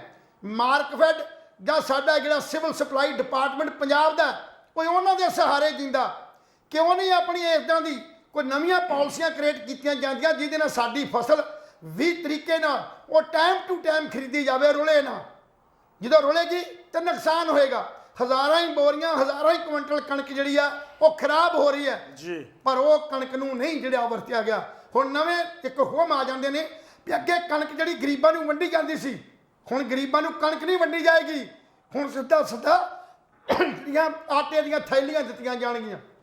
ਕਿੱਡਾ ਵੱਡਾ ਮੂਰਖਤਾਈ ਫੈਸਲਾ ਜਿਹੜਾ ਉਹ ਕੀਤਾ ਜਾਂਦਾ ਸਿਰਫ ਆਪਣੀਆਂ ਵੋਟਾਂ ਪੱਕੀਆਂ ਕਰਨ ਵਾਸਤੇ। ਔਰ ਲੋਕ ਸਾਡੇ ਐਡੇ ਅਜੇ ਇੰਨੇ ਰਾਜਨੀਤਿਕ ਤੌਰ ਤੇ ਸਿਆਣੇ ਨਹੀਂ ਹੋਏ ਕਿ ਇਹਨਾਂ ਦੀ ਪਿਛਲੀ ਜਿਹੜੀ ਭਾਵਨਾ ਹੈ, ਜੋ ਇਹਨਾਂ ਦੇ ਦਿਲ ਦੀ ਭਾਵਨਾ ਹੈ, ਜੋ ਨੀਤੀ ਹੈ ਇਹਨਾਂ ਦੀ, ਉਹਨੂੰ ਸਮਝ ਨਹੀਂ ਸਕਦੇ। ਉਹ ਇਹ ਸੋਚਦੇ ਨੇ ਵੀ ਸਾਨੂੰ ਮੁੱਖ ਦੀਆਂ ਸਭ ਕੁਝ ਚੀਜ਼ਾਂ ਮਿਲ ਰਹੀਆਂ ਨੂੰ ਐਕਸੈਪਟ ਕਰੀ ਜਾਈਏ, ਪਰ ਦੂਸਰੇ ਪਾਸੇ ਰਾਜਨੀਤਿਕ ਲੋਕ ਆਪਣੇ ਮਫਾਦ ਦੇ ਵਿੱਚ ਕਿਵੇਂ ਸਫਲ ਹੁੰਦੇ ਨਜ਼ਰ ਆ ਰਹੇ ਨੇ। ਉਹ ਤੁਹਾਡੇ ਸਾਹਮਣੇ ਹੀ ਹੈ ਕਿ ਅੱਜ ਕਿਸਾਨ ਜਿਹੜੇ ਮਜਬੂਰ ਹੋ ਕੇ ਉਹ ਜਿਹੜੀ ਪ੍ਰਾਈਵੇਟ ਸੈਕਟਰ ਦੀਆਂ ਮੰਡੀਆਂ ਨੂੰ ਆਪਣੀ ਜਿਹੜੀ ਕਣਕ ਵੇਚਣ ਵੱਲ ਮਜਬੂਰ ਹੋ ਗਏ ਨੇ। ਔਰ ਦੂਸਰੇ ਪਾਸੇ ਬਿਜਲੀ ਨੂੰ 300 ਯੂਨਿਟ ਦੀ ਗੱਲ ਕੀਤੀ ਸੀ, ਅੱਜ 300 ਯੂਨਿਟ ਦੇਣ ਤੋਂ ਮੁੱਕਰ ਗਏ ਨੇ। 22,000 ਕਰੋੜ ਰੁਪਈਆ ਸਰਕਾਰ ਵੱਲ ਜਿਹੜਾ ਉਹ ਸਾਡੀ ਬਿਜਲੀ ਬੋਰਡ ਦੀ ਸਬਸਿਡੀ ਦਾ ਪਿਆ, ਅਜੇ ਉਹ ਤੱਕ ਦੇ ਦਿੱਤਾ ਨਹੀਂ ਗਿਆ। ਔਰ ਨਵੇਂ ਸਿਰੋਂ ਇਹ ਮਤਲਬ ਪਾਉਣੀ ਸ਼ੁਰੂ ਕਰ ਦਿੱਤੇ ਸ਼ੁਰੂ ਵੀ ਜਿਹੜੀ 300 ਯੂਨਿਟ ਦੇ ਦਿੱਤੀ ਜਾਏਗੀ। ਔਰ 300 ਯੂਨਿਟ ਦੇਣ ਵਾਸਤੇ ਬਹੁਤ ਵੱਡੀ ਸਾਡੇ ਕੋਲੇ ਜਿਹੜੀ ਆ ਉਹ ਪੈਸੇ ਦੀ ਤਾਕਤ ਚਾਹੀਦੀ ਹੈ, ਸਾਡੇ ਕੋਲ ਫੰਡ ਚਾਹੀਦੇ ਨੇ। ਸੋ ਇਹ ਜਿਹੜੇ ਮਤਲਬ ਜਿਹੜੇ ਜਿਹਨੂੰ ਕਹਿ ਦਈਏ ਸੋਚੇ ਸਮਝਣ ਤੋਂ ਬਿਨਾਂ ਜਿਹੜੇ ਫੈਸਲੇ ਕੀਤੇ ਜਾਂਦੇ ਨੇ ਨਾ, ਉਹਨਾਂ ਫੈਸਲਿਆਂ ਨੂੰ ਇਮੀਡੀਏਟਲੀ ਬੰਦ ਕੀਤਾ ਜਾਵੇ। ਸੋ ਲੋਕਾਂ ਪੱਖੀ ਜਿਹੜੇ ਫੈਸਲੇ ਨੇ ਉਹਨਾਂ ਤੇ ਗੌਰ ਕੀਤੀ ਜਾਵੇ, ਤਾਂ ਹੀ ਕਿਸਾਨਾਂ ਦੀ ਜਿਹੜੀ ਫਸਲਾਂ ਨਹੀਂ ਰੁਲੇਗੀ ਔਰ ਨਾ ਹੀ ਪੰਜਾਬ ਦੇ ਇਹਨਾਂ ਸਾਡੇ ਸਾਰੇ ਸਮੁੱਚੇ ਸਿਸਟਮ ਨੂੰ ਉਹ ਦਿੱਲੀ ਜਾ ਕੇ ਨਵੇਂ ਹੁਕਮ ਜਿਹੜੇ ਲੈਣੇ ਪੈਣਗੇ। ਜੀ ਲਹਿਲ ਸਾਹਿਬ, ਸਭ ਤੋਂ ਵੱਡੀ ਗੱਲ ਕੀ ਹੈ, ਸਰਕਾਰ ਨੂੰ ਹਜੇ ਚੰਦ ਕੁ ਮਹੀਨੇ ਹੋਏ ਨੇ, ਲੇਕਿਨ ਸਭ ਤੋਂ ਵੱਡੀ ਗੱਲ ਇਹ ਹੈ ਕਿ ਜੋ ਚੀਜ਼ ਵਿਰੋਧੀ ਪਾਰਟੀਆਂ ਕਹਿੰਦੀਆਂ ਆ ਰਹੀਆਂ ਸੀ ਕਿ ਭਗਵੰਤ ਮਾਨ ਦਿੱਲੀ ਤੋਂ ਆਪਰੇਟ ਹੋਏਗਾ, ਇਹ ਗੱਲ ਬਿਲਕੁਲ ਕਿਤੇ ਨਾ ਕਿਤੇ ਸੱਚ ਜਾਪਦੀ ਆ ਰਹੀ ਹੈ ਵੀ ਕੇਜਰੀਵਾਲ ਸਾਹਿਬ ਭਗਵੰਤ ਮਾਨ ਨੂੰ ਰਿਮੋਟ ਵਾਂਗੂ ਜਿਹੜਾ ਹੈਗਾ ਆਪਰੇਟ ਕਰ ਰਹੇ ਨੇ। ਪੰਜਾਬ ਦੇ ਮਸਲੇ ਹੋਰ ਨੇ, ਦਿੱਲੀ ਦੇ ਮਸਲੇ ਹੋਰ ਨੇ। ਔਰ ਜੇ ਇਹੀ ਹਾਲਾਤ ਰਹੇ ਲਹਿਲ ਸਾਹਿਬ, ਤਾਂ ਆਉਣ ਵਾਲੇ ਦਿਨਾਂ ਦੇ ਵਿੱਚ ਭਗਵੰਤ ਮਾਨ ਦੀ ਕਿਤੇ ਨਾ ਕਿਤੇ ਕਿਰਕਰੀ ਹੋ ਸਕਦੀ ਹੈ, ਭਗਵੰਤ ਮਾਨ ਦਾ ਵਿਰੋਧ ਹੋ ਸਕਦਾ ਹੈ। ਹਾਲਾਂਕਿ ਵਿਰੋਧੀ ਪਾਰਟੀਆਂ ਤਾਂ ਹੁਣੇ ਮੋਰਚਾ ਖੋਲ੍ਹਣ ਨੂੰ ਤਿਆਰ ਬੈਠੀਆਂ ਨੇ, ਉਹ ਸਿਰਫ ਇਸ ਵਾਸਤੇ ਨਹੀਂ ਖੋਲ੍ਹ ਰਹੀਆਂ ਵੀ ਚਲੋ ਅਜੇ ਥੋੜ੍ਹਾ ਸੋ ਅਰਲੀ ਹੈ, ਵੀ ਆਪਾਂ ਵਿਰੋਧ ਕੀ ਕਰਨਾ, ਸਰਕਾਰ ਨੂੰ ਆਪਾਂ ਦੇਖ ਲਈਏ। ਲੇਕਿਨ ਸਰਕਾਰ ਨੂੰ ਚਲਾਉਣ ਵਾਸਤੇ ਬਹੁਤ ਭਾਰੀ ਫੰਡ ਜਿਹੜਾ ਹੈਗਾ ਉਹ ਜਨਰੇਟ ਕਰਨਾ ਪਊਗਾ, ਔਰ ਬੜੀ ਜਲਦੀ ਐਕਸਾਈਜ਼ ਪਾਲਿਸੀ ਲਿਆਉਣੀ ਪਊਗੀ, ਬੜੀ ਜਲਦੀ ਮਾਈਨਿੰਗ ਪਾਲਿਸੀ ਲਿਆਉਣੀ ਪਊਗੀ, ਬੜੀ ਜਲਦੀ ਹੋਰ ਵੱਖ-ਵੱਖ ਜਿਹੜੀਆਂ ਪਾਲਿਸੀਆਂ ਨੇ ਉਹ ਲਿਆਉਣੀਆਂ ਪੈਣਗੀਆਂ। ਸਿਰਫ ਐਲਾਨ ਕਰ ਦੇਣੇ ਜਾਂ ਸਿਰਫ ਆਪਾਂ ਪੁਲਿਸ ਪ੍ਰਸ਼ਾਸਨ ਨੂੰ ਇਹ ਕਹਿ ਦੇਣਾ ਵੀ ਗੈਂਗਸਟਰ ਖਤਮ ਕਰ ਦਿਓ ਜਾਂ ਜੇਲ੍ਹਾਂ ਵਿੱਚ ਆਪਾਂ ਇੱਦਾਂ ਨਹੀਂ ਹੋਣ ਦੇਣਾ। ਦੇਖੋ, ਜੇ ਆਪਾਂ ਪਿਛਲੇ ਕਾਰਜਕਾਲ ਦੀ ਗੱਲ ਕਰੀਏ, ਆਪਾਂ ਇਹਨਾਂ 22-25 ਮਹੀਨੇ ਦੀ ਗੱਲ ਕਰੀਏ ਤਾਂ 21 ਕਤਲ ਹੋ ਚੁੱਕੇ ਨੇ, ਜਿਹਦੇ ਵਿੱਚੋਂ ਕਬੱਡੀ ਖਿਡਾਰੀ ਵੀ ਹੈ, ਫੁੱਟਬਾਲ ਦੇ ਖਿਡਾਰੀ ਵੀ ਨੇ, ਕ੍ਰਿਕਟ ਦਾ ਖਿਡਾਰੀ ਵੀ ਹੈ। ਔਰ ਮੈਨੂੰ ਇਹ ਲੱਗਦਾ ਵੀ ਗੈਂਗਵਾਰ ਜਿਹੜੀ ਹੈ ਵੱਧ ਗਈ, ਲੇਕਿਨ ਪੰਜਾਬ ਸਰਕਾਰ ਕਹਿੰਦੀ ਗੈਂਗਵਾਰ ਘਟ ਗਈ। ਲੇਕਿਨ ਮੇਰੇ ਹਿਸਾਬ ਦੇ ਨਾਲ ਤਾਂ ਇਹ ਲੱਗ ਰਿਹਾ ਹੈ ਕਿ ਪੰਜਾਬ 'ਚ ਜਿਹੜਾ ਗੈਂਗਸਟਰ ਕਲਚਰ ਹੈ ਇਹ ਬਹੁਤ ਜ਼ਿਆਦਾ ਹਾਵੀ ਹੁੰਦਾ ਜਾ ਰਿਹਾ। ਚਿੱਟਾ ਜਿਹੜੇ ਐਮਐਲਏ ਨੇ, ਜਦੋਂ ਆਪਾਂ ਆਪਣੇ ਕੋਲ ਇੰਟਰਵਿਊਜ਼ ਆਉਂਦੀਆਂ ਨੇ ਹਨਾ ਖਬਰਾਂ ਦੇ ਰਾਹੀਂ, ਤਾਂ ਹਰ ਐਮਐਲਏ ਕਹਿੰਦਾ ਚਿੱਟਾ ਮੈਂ ਬਰਦਾਸ਼ਤ ਨਹੀਂ ਕਰੂੰਗਾ। ਔਰ ਸਿਹਤ ਮੰਤਰੀ ਦੇ ਚੱਲਦੇ ਪ੍ਰੋਗਰਾਮ ਦੇ ਵਿੱਚ ਪਿੰਡ ਦੇ ਮੁੰਡੇ ਚਿੱਟਾ ਲੈ ਕੇ ਪਹੁੰਚ ਗਏ, ਟੀਕੇ ਲੈ ਕੇ ਪਹੁੰਚ ਗਏ ਵੀ ਆਹ ਦੇਖੋ ਸ਼ਰੇਆਮ ਵਿਕਦਾ। ਔਰ ਉਹਨੇ ਇਹ ਵੀ ਗੱਲ ਕਹੀ ਕਿ ਮੈਂ ਐਸਐਸਪੀ ਨੂੰ ਇਹ ਗੱਲ ਕਹੀ ਸੀ ਔਰ ਕਿਸੇ ਨੇ ਕੋਈ ਕਾਰਵਾਈ ਨਹੀਂ ਕੀਤੀ, ਕੋਈ ਗੱਲ ਸੁਣਨ ਵਾਸਤੇ ਤਿਆਰ ਨਹੀਂ ਹੈ। ਕਾਰਨ ਕੀ ਹੈ ਲਹਿਲ ਸਾਹਿਬ? ਸਿਹਤ ਮੰਤਰੀ ਵੀ ਕੀ ਕਰੂ ਸਿੰਗਲਾ ਸਾਹਿਬ, ਜਦੋਂ ਸਾਰੇ ਮਿਲੇ ਹੋਏ ਨੇ, ਸਾਰੀ ਇਹ ਇੱਕੋ ਹਮਾਮ 'ਚ ਨੰਗੇ ਨੇ, ਪੁਲਿਸ ਵੀ ਮਿਲੀ ਹੋਈ ਹੈ, ਗੈਂਗਸਟਰ ਵੀ ਮਿਲੇ ਹੋਏ ਨੇ, ਨਸ਼ੇੜੀ ਵੀ ਮਿਲਿਆ। ਇਹ ਐਡਾ ਤਕੜਾ ਨੈਟਵਰਕ ਹੈ, ਇਹ ਨੈਟਵਰਕ ਨੂੰ ਤੋੜਨਾ ਆਮ ਬੰਦੇ ਦੇ ਕੰਮ ਦਾ ਬਸ ਨਹੀਂ ਹੈਗਾ। ਜੇ ਐਮਐਲਏ ਕੱਲ੍ਹ ਨੂੰ ਆਮ ਆਦਮੀ ਪਾਰਟੀ ਦਾ ਕੋਈ ਫੜ ਮਾਰ ਕੇ ਆ ਜੇ ਵੀ ਲਓ ਜੀ ਇਸੇ ਚਿੱਟਾ ਮੁਕਾ ਦਿਆਂਗੇ, ਔਰ ਇਸ 20-25 ਦਿਨਾਂ ਦੇ ਵਿੱਚ ਸਰਕਾਰ ਦੇ ਮਹੀਨੇ ਦੇ ਵਿੱਚ ਪਤਾ ਨਹੀਂ ਕਿੰਨੇ ਮੁੰਡੇ ਹੋਰ ਮਰ ਗਏ, ਕਿੰਨੇ ਬੱਚੇ ਮਰ ਗਏ ਨਸ਼ਾ ਖਾ ਕੇ। ਸੋ ਸਰਕਾਰ ਨੂੰ ਇਹ ਬਹੁਤ ਸੋਚਣ ਸਮਝਣ ਦੀ ਲੋੜ ਹੈ। ਸਰਕਾਰ ਨੂੰ ਬੜੀ ਮਿਹਨਤ ਕਰਨ ਦੀ ਲੋੜ ਹੈ ਮੇਰੇ ਹਿਸਾਬ ਦੇ ਨਾਲ। ਇੱਥੇ ਗਿੱਲ ਸਾਹਿਬ ਗੱਲ ਇਹ ਹੈ ਕਿ ਜਿੱਥੋਂ ਤੱਕ ਪੰਜਾਬ ਸਰਕਾਰ ਦੀ ਗੱਲ ਹੈ ਨਾ, ਭਾਵੇਂ ਕਿ ਸਾਡੇ ਲੋਕ ਇਹ ਗੱਲ ਕਹਿੰਦੇ ਨੇ, ਮੈਂ ਇਹ ਸਮਝਦਾ ਵੀ ਜਿਹੜੇ ਸਾਡੇ ਵਿਦੇਸ਼ 'ਚ ਬੈਠੇ ਲੋਕ ਵੀ ਨੇ ਜਾਂ ਇੱਥੋਂ ਦੇ ਲੋਕ ਵੀ ਨੇ, ਵੀ ਤੁਸੀਂ ਐਡੀ ਕਾਹਲੀ ਨਾ ਕਰੋ। ਆਮ ਲੋਕਾਂ ਦੀ ਇਹ ਧਾਰਨਾ ਬਣੀ ਹੈ ਵੀ ਐਡੀ ਕਾਹਲੀ ਵਾਲੀ ਗੱਲ ਨਹੀਂ, ਜੇ ਸਰਕਾਰ ਆਈ ਹੈ ਤੇ ਇੱਥੇ ਭਰੋਸਾ ਕਰੋ, ਇਹੀ ਗੱਲ ਕਹਿੰਦੇ ਨੇ ਜੀ ਵੀ ਐਡੀ ਜਲਦੀ ਕੋਈ ਐਡੀ ਗੱਲ ਨਹੀਂ, ਐਡਾ ਸਿਸਟਮ ਵਿਗੜਿਆ ਵੀ ਇਹਨੂੰ ਗੱਲ ਕਰਦੇ ਹੋ। ਮੈਂ ਇਸ ਗੱਲ ਨਾਲ ਕੁਝ ਹੱਦ ਤੱਕ ਹੀ ਸਹਿਮਤ ਹਾਂ, ਤੇ ਮੈਂ ਉਸ ਬਹੁਤਾ ਸਹਿਮਤ ਨਹੀਂ ਹੈ, ਕਿਉਂਕਿ ਨੀਤ ਤੇ ਨੀਚ ਬਹੁਤ ਫਰਕ ਹੁੰਦਾ। ਹਮੇਸ਼ਾ ਹੀ ਬੰਦਾ ਉਦੋਂ ਆਪਣੇ ਦਿਲ ਚੋਂ ਗੱਲ ਕੱਢਦਾ, ਮਨ ਚੋਂ ਗੱਲ ਕੱਢਦਾ ਜਦੋਂ ਉਹਨੇ ਪ੍ਰਪੋਜ਼ਲ ਬਣਾਈ ਹੁੰਦੀ ਆ, ਕੋਈ ਨੀਤੀ ਬਣਾਈ ਹੁੰਦੀ ਆ। ਦੂਸਰੇ ਪਾਸੇ ਨੀਤੀ ਤਾਂ ਜੇ ਨਹੀਂ ਬਣੀ, ਪਰ ਸਾਡਾ ਜਿਹੜਾ ਪੰਜਾਬ ਦਾ ਮੁੱਖ ਮੰਤਰੀ ਭਗਵੰਤ ਮਾਨ ਹੈ, ਉਹ ਨਾਲ ਦੇ ਸੂਬੇ 'ਚ ਹਿਮਾਚਲ 'ਚ, ਇਸ ਤੋਂ ਪਹਿਲਾਂ ਗੁਜਰਾਤ 'ਚ, ਉੱਥੇ ਜਾ ਕੇ ਇਹ ਦੋਨੇ ਜਣੇ ਐਡਾ ਵੱਡਾ ਝੂਠ ਮਾਰਦੇ ਨੇ ਜਿੱਤੇ ਕਦੇ ਯਕੀਨ ਨਹੀਂ ਕੀਤਾ ਜਾ ਸਕਦਾ। ਔਰ ਉਹ ਝੂਠ ਇਹ ਹੈ ਵੀ ਅਸੀਂ 24 ਘੰਟੇ ਦੇ ਵਿੱਚ ਸਰਕਾਰ ਬਣਦੇ 24 ਘੰਟੇ ਦੇ ਵਿੱਚ ਪੰਜਾਬ ਦੇ ਵਿੱਚੋਂ ਰਿਸ਼ਵਤਖੋਰੀ ਖਤਮ ਕਰ ਦਿੱਤੀ ਗਈ। ਕਿੱਡਾ ਵੱਡਾ ਝੂਠ ਆ। ਜਿਹੜਾ ਰੋਗ ਹਜ਼ਾਰਾਂ ਸਾਲਾਂ ਤੋਂ ਲੋਕਾਂ ਨੂੰ ਲੱਗਾ ਹੋਵੇ, ਜਿਹੜੇ ਸਾਡੇ ਖੂਨ ਦੇ ਵਿੱਚ ਗੱਲ ਹੋ ਗਈ ਹੋਵੇ ਵੀ ਸਿਫਾਰਿਸ਼ ਤੋਂ ਬਿਨਾ ਔਰ ਰਿਸ਼ਵਤ ਤੋਂ ਬਿਨਾ ਕੋਈ ਕੰਮ ਨਹੀਂ ਸਿਰੇ ਚੜੇਗਾ, ਉਹ 24 ਘੰਟਿਆਂ 'ਚ ਕਿਵੇਂ ਹੋ ਗਿਆ? ਇਹ ਤੋਂ ਵੱਡਾ ਝੂਠ ਹੋਰ ਕੀ ਹੋ ਸਕਦਾ? ਦੂਸਰੇ ਪਾਸੇ ਇੱਕ ਪਾਸੇ ਆਪਾਂ ਸਰਕਾਰ ਤੇ ਸਰਕਾਰ ਨੂੰ ਚਲਾਉਣ ਵਾਲਾ ਮੁੱਖ ਮੰਤਰੀ ਇਹ ਗੱਲ ਕਹਿੰਦਾ, ਇਨਕਲਾਬ ਜ਼ਿੰਦਾਬਾਦ, ਮਗਦਾ ਰਹਿੰਦੀ ਸੂਰਜਾ, ਕਮੀਆਂ ਦੇ ਵਿਹੜੇ। ਇਹ ਸ਼ਬਦ ਭਗਤ ਸਿੰਘ ਦੇ ਸੀ, ਇਨਕਲਾਬ ਜ਼ਿੰਦਾਬਾਦ, ਬਹੁਤ ਵੱਡੇ ਸ਼ਬਦ ਸੀ। ਤੇ ਸੰਤ ਰਾਮਦਾਸੀ ਦੀ ਕਵਿਤਾ ਸੀ, ਮਗਦਾ ਰਹਿੰਦੀ ਸੂਰਜਾ, ਕਮੀਆਂ ਦੇ ਵਿਹੜੇ। ਮੈਂ ਭਗਵੰਤ ਮਾਨ ਨੂੰ ਇਹ ਪੁੱਛਣਾ ਚਾਹੁੰਦਾ ਵੀ ਕੀ ਭਗਤ ਸਿੰਘ ਦੀ ਸੋਚ ਗਾਂਧੀ ਨਾਲ ਮਿਲਦੀ ਸੀ? ਕਿ ਗਾਂਧੀ ਭਗਤ ਸਿੰਘ ਦੀ ਸੋਚ ਨੂੰ ਮੰਨਦਾ ਸੀ? ਪੰਜਾਬ ਦੇ ਅੰਦਰ ਤੇ ਤੁਸੀਂ ਭਗਤ ਸਿੰਘ ਦੀ ਗੱਲ ਕਰਦੇ ਹੋ ਔਰ ਗੁਜਰਾਤ ਤੇ ਜਾ ਕੇ ਚਰਖਾ ਕਰਦੇ ਹੋ ਔਰ ਉਹਨੂੰ ਸ਼ਰਧਾਂਜਲੀ ਦਿੰਦੇ ਹੋ ਗਾਂਧੀ ਨੂੰ। ਕਦੇ ਜੇ ਕਿਤਾਬਾਂ ਪੜ੍ਹੀਆਂ ਹੋਣ, ਇਤਿਹਾਸ ਪੜ੍ਹਿਆ ਹੋਵੇ, ਤੇ ਭਗਵੰਤ ਮਾਨ ਜੀ ਕਦੇ ਵੀ ਤੁਸੀਂ ਦੋਗਲੀ ਨੀਤੀ ਨਾ ਅਪਣਾਓ। ਸਿਰਫ ਤੁਸੀਂ ਰਾਜਨੀਤੀ ਕਰਨਾ ਜਾਣਦੇ ਹੋ, ਇਤਿਹਾਸ ਨੂੰ ਫਰੋਲ ਕੇ ਵੇਖੋ। ਮੈਨੂੰ ਇਹ ਸ਼ਰਮ ਨਹੀਂ ਹੈ ਕਹਿਣ ਦੀ, ਮੈਂ ਠੋਕ ਵਜਾ ਕੇ ਕਹਿ ਸਕਦਾ ਵੀ ਅਗਰ ਤੁਹਾਨੂੰ ਜੇ ਕਿਤੇ ਹੈ ਟਾਈਮ ਤੇ ਦਿੱਲੀ ਦੀ ਜਿਹੜੀ ਹੈ ਆਪਣੀ ਸਾਡੀ ਲਾਇਬ੍ਰੇਰੀ ਹੈ ਸਰਕਾਰੀ, ਉਹ 'ਚੋਂ ਜਾ ਕੇ ਗਾਂਧੀ ਦੀਆਂ ਕਿਤਾਬਾਂ ਜੀਵਨ ਗਾਥਾ ਪੜ੍ਹੋ, ਜਿਹਦੇ ਵਿੱਚ ਭਗਤ ਸਿੰਘ ਦੇ ਖਿਲਾਫ ਲਿਖਿਆ ਗਿਆ। ਸਾਹਿਬ ਸ਼੍ਰੀ ਗੁਰੂ ਗੋਬਿੰਦ ਸਿੰਘ ਜਿਹਦਾ ਅੱਜ ਸਾਜਨਾ ਦਿਵਸ ਹੈ ਖਾਲਸੇ ਦਾ, ਔਰ ਉਹਦੇ ਖਿਲਾਫ ਅੱਤਵਾਦੀ ਤੱਕ ਸ਼ਬਦ ਬੋਲੇ ਨੇ। ਭਗਤ ਸਿੰਘ ਦੀ ਸੋਚ ਨਾਲ ਕਦੇ ਵੀ ਗਾਂਧੀ ਦੀ ਸੋਚ ਨਹੀਂ ਮਿਲ ਸਕਦੀ। ਬਿਲਕੁਲ ਸਹੀ। ਔਰ ਗਾਂਧੀ ਦੀ ਸੋਚ ਸਾਡੇ ਨਾਲ ਨਹੀਂ ਮਿਲ ਸਕਦੀ। ਸੋ ਇਹ ਦੋਗਲੀਆਂ ਨੀਤੀਆਂ ਸਿਰਫ ਜਿਹੜੀਆਂ ਨੇ ਉਹ ਰਾਜਨੀਤਿਕ ਲੋਕ ਅਪਣਾ ਸਕਦੇ ਨੇ। ਰਾਜਨੀਤਿਕ ਇੰਨੀ ਗੰਧਲੀ ਹੈ।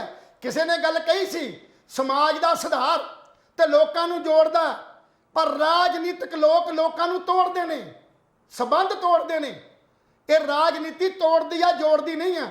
ਸੋ ਆਪਣੀ ਸਿਰਫ ਵੋਟਾਂ ਦੀ ਖਾਤਰ ਗੁਜਰਾਤ ਦੇ ਲੋਕਾਂ ਨੂੰ ਇਹ ਝੂਠ ਮਾਰ ਦੇਣਾ ਜਾਂ ਉੱਥੋਂ ਦੇ ਲੋਕਾਂ ਦੀ ਗੱਲ ਕਰ ਦੇਣੀ, ਪੰਜਾਬ ਨੂੰ ਮਿਲਾ ਕੇ ਇੱਥੋਂ ਵੱਡਾ ਹੋਰ ਕੋਈ ਝੂਠ ਹੋ ਸਕਦਾ।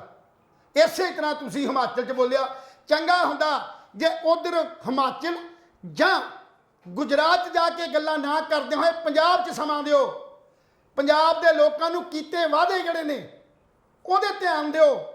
ਸਟੂਡੀਓ 'ਚ ਬਹਿ ਕੇ ਜਿਵੇਂ ਮੈਂ ਬੈਠਾ ਜੋ ਮਰਜ਼ੀ ਬੋਲ ਸਕਦਾ, ਪਰ ਅਸੀਂ ਪੱਤਰਕਾਰ ਹਾਂ, ਜਰਨਲਿਸਟ ਹਾਂ।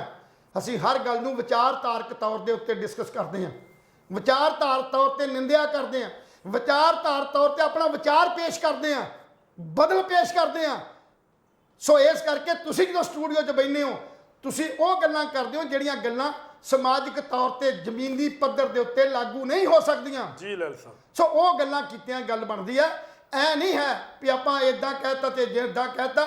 ਇਹ ਜਿਹੜੀਆਂ ਸਕੀਮਾਂ ਬਣਾ ਰਹੀਆਂ ਨੇ, ਇਹਨਾਂ ਸਕੀਮਾਂ ਨੂੰ ਪੰਜਾਬ ਦੀ ਜ਼ਮੀਨੀ ਪੱਧਰ ਦੇ ਨਾਲ, ਨਾ ਕਿ ਦਿੱਲੀ ਦੇ ਪੱਧਰ ਦੇ ਨਾਲ ਇਹਨੂੰ ਵਿਚਾਰਿਆ ਜਾਵੇ। ਸ਼ੁਕਰੀਆ। ਸੋ ਚੰਗਾ ਹੋਵੇ ਜੇ ਪੰਜਾਬ ਦੇ ਲੈਵਲ ਦੇ ਉੱਤੇ ਇਹ ਗੱਲ ਕੀਤੀ ਜਾਵੇ। ਜਿੱਥੋਂ ਤੱਕ ਮਾਈਨਿੰਗ ਦਾ ਸਵਾਲ ਹੈ, ਸ਼ਰਾਬ ਦਾ ਮਤਲਬ ਹੈ, ਇਹ ਬਹੁਤ ਵੱਡੇ ਇਸ਼ੂ ਨੇ। ਇਹ ਤੁਹਾਡੇ ਹੀ ਲੋਕ ਨੇ, ਤੁਹਾਡੇ ਹੀ ਮੰਤਰੀ ਨੇ ਜਿਹੜੇ ਉਹਨਾਂ 'ਚ ਮੈਂਬਰ ਨੇ।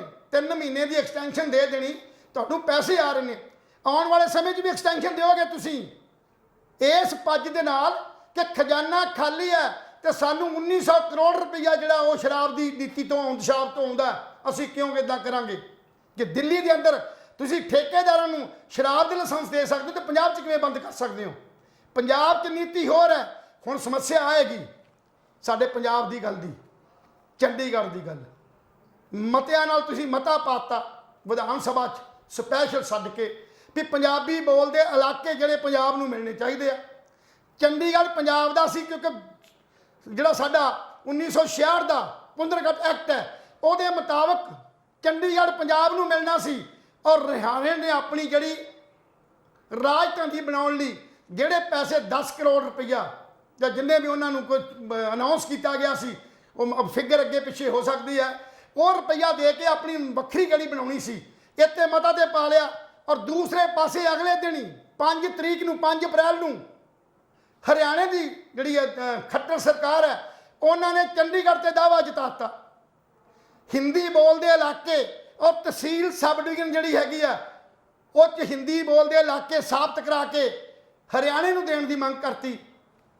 ਹਰਿਆਣੇ ਨੇ ਗੱਲ ਕਹੀ ਕਿ ਅਗਰ SY ਨਹਿਰ ਉਸਰਦੀ ਹੈ ਜਿਹੜੀ ਅਧੂਰੀ ਪਈ ਹੈ, ਅਗਰ ਪਾਣੀ ਜਿਹੜਾ ਹਰਿਆਣੇ ਨੂੰ ਮਿਲੇਗਾ ਤੇ ਦਿੱਲੀ ਨੂੰ ਤਾਂ ਦਿੱਤਾ ਜਾਏਗਾ। ਹੁਣ ਇੱਥੇ ਤੁਹਾਡਾ ਸਟੈਂਡ ਕੀ ਹੋਏਗਾ ਭਗਵੰਤ ਮਾਨ ਜੀ? ਗੱਲ ਮਤਿਆਂ ਨੇ ਨਹੀਂ, ਗੱਲ ਸਿਰਫ ਤੇ ਸਿਰਫ ਜਿਹੜੀ ਆ ਉਹ ਵਿਰੋਧ ਦੀ ਹੈ। ਸ਼ੁਕਰੀਆ ਲਾਲ। ਜੇ ਕਿਸਾਨ ਜਥੇਬੰਦੀਆਂ ਪੰਜਾਬ ਦੀ ਕਿਸਾਨੀ ਦਾ ਮਤਾ ਪਾਇਆ ਸੀ ਕਾਂਗਰਸ ਸਰਕਾਰ ਨੇ ਵੀ ਅਸੀਂ ਜਿਹੜੇ ਤਿੰਨਾਂ ਕਾਨੂੰਨਾਂ ਨੂੰ ਲਾਗੂ ਨਹੀਂ ਕਰਾਂਗੇ, ਕੀ ਉਹ ਲਾਗੂ ਕਾਨੂੰਨਾਂ ਲਈ ਖੜੇ? ਤੁਸੀਂ ਨਹੀਂ ਖੜੇ। ਉਹ ਕਿਸਾਨ ਜਥੇਬੰਦੀਆਂ ਸੀ ਜਿਨ੍ਹਾਂ ਨੇ ਸੰਘਰਸ਼ ਕਰਕੇ ਸੜਕਾਂ ਜਾਮ ਕਰਕੇ ਸਰਕਾਰ ਦੀ ਨਾਸੀ ਦਮ ਲਿਆਤਾ ਸੀ। ਜਿਸ ਦਿਨ ਅਮਿਤ ਸ਼ਾਹ ਨੇ ਚੰਡੀਗੜ੍ਹ ਦੇ ਅੰਦਰ ਆਣ ਕੇ ਕੇਂਦਰੀ ਜਿਹੜੇ ਸਰਵਿਸ ਰੂਲ ਲਾਗੂ ਕਰਨ ਦੀ ਕੋਸ਼ਿਸ਼ ਕੀਤੀ ਸੀ, ਔਰ ਉਸ ਦਿਨ ਹੀ ਸਮੁੱਚੀ ਜਿਹੜੀ 92 ਦੇ 92 MLA ਔਰ ਬਾਕੀ ਜਿਹੜੇ ਬਚੇ ਸੀ ਵੱਖ-ਵੱਖ ਪਾਰਟੀਆਂ ਦੇ 117, ਉਹਨਾਂ ਸਾਰਿਆਂ ਨੂੰ ਰਾਸ਼ਟਰਪਤੀ ਦੇ ਮੂਹਰੇ ਜਾ ਕੇ ਧਰਨੇ ਤੇ ਬੈਠ ਜਾਣਾ ਚਾਹੀਦਾ ਸੀ ਵੀ ਉਦੋਂ ਤੱਕ ਨਹੀਂ ਉੱਠਾਂਗੇ ਜਦ ਤੱਕ ਬਿਆਨ ਵਾਪਸ ਨਹੀਂ ਹੋ ਜਾਂਦਾ, ਜਦ ਤੱਕ ਨੋਟੀਫਿਕੇਸ਼ਨ ਰੱਦ ਨਹੀਂ ਹੋ ਜਾਂਦਾ। ਕਿਉਂਕਿ ਪੰਜਾਬ ਦੀ ਰਾਜਧਾਨੀ ਚੰਡੀਗੜ੍ਹ ਦੇ ਉੱਤੇ ਹੱਕ ਸਿਰਫ ਤੇ ਸਿਰਫ ਪੰਜਾਬ ਦਾ।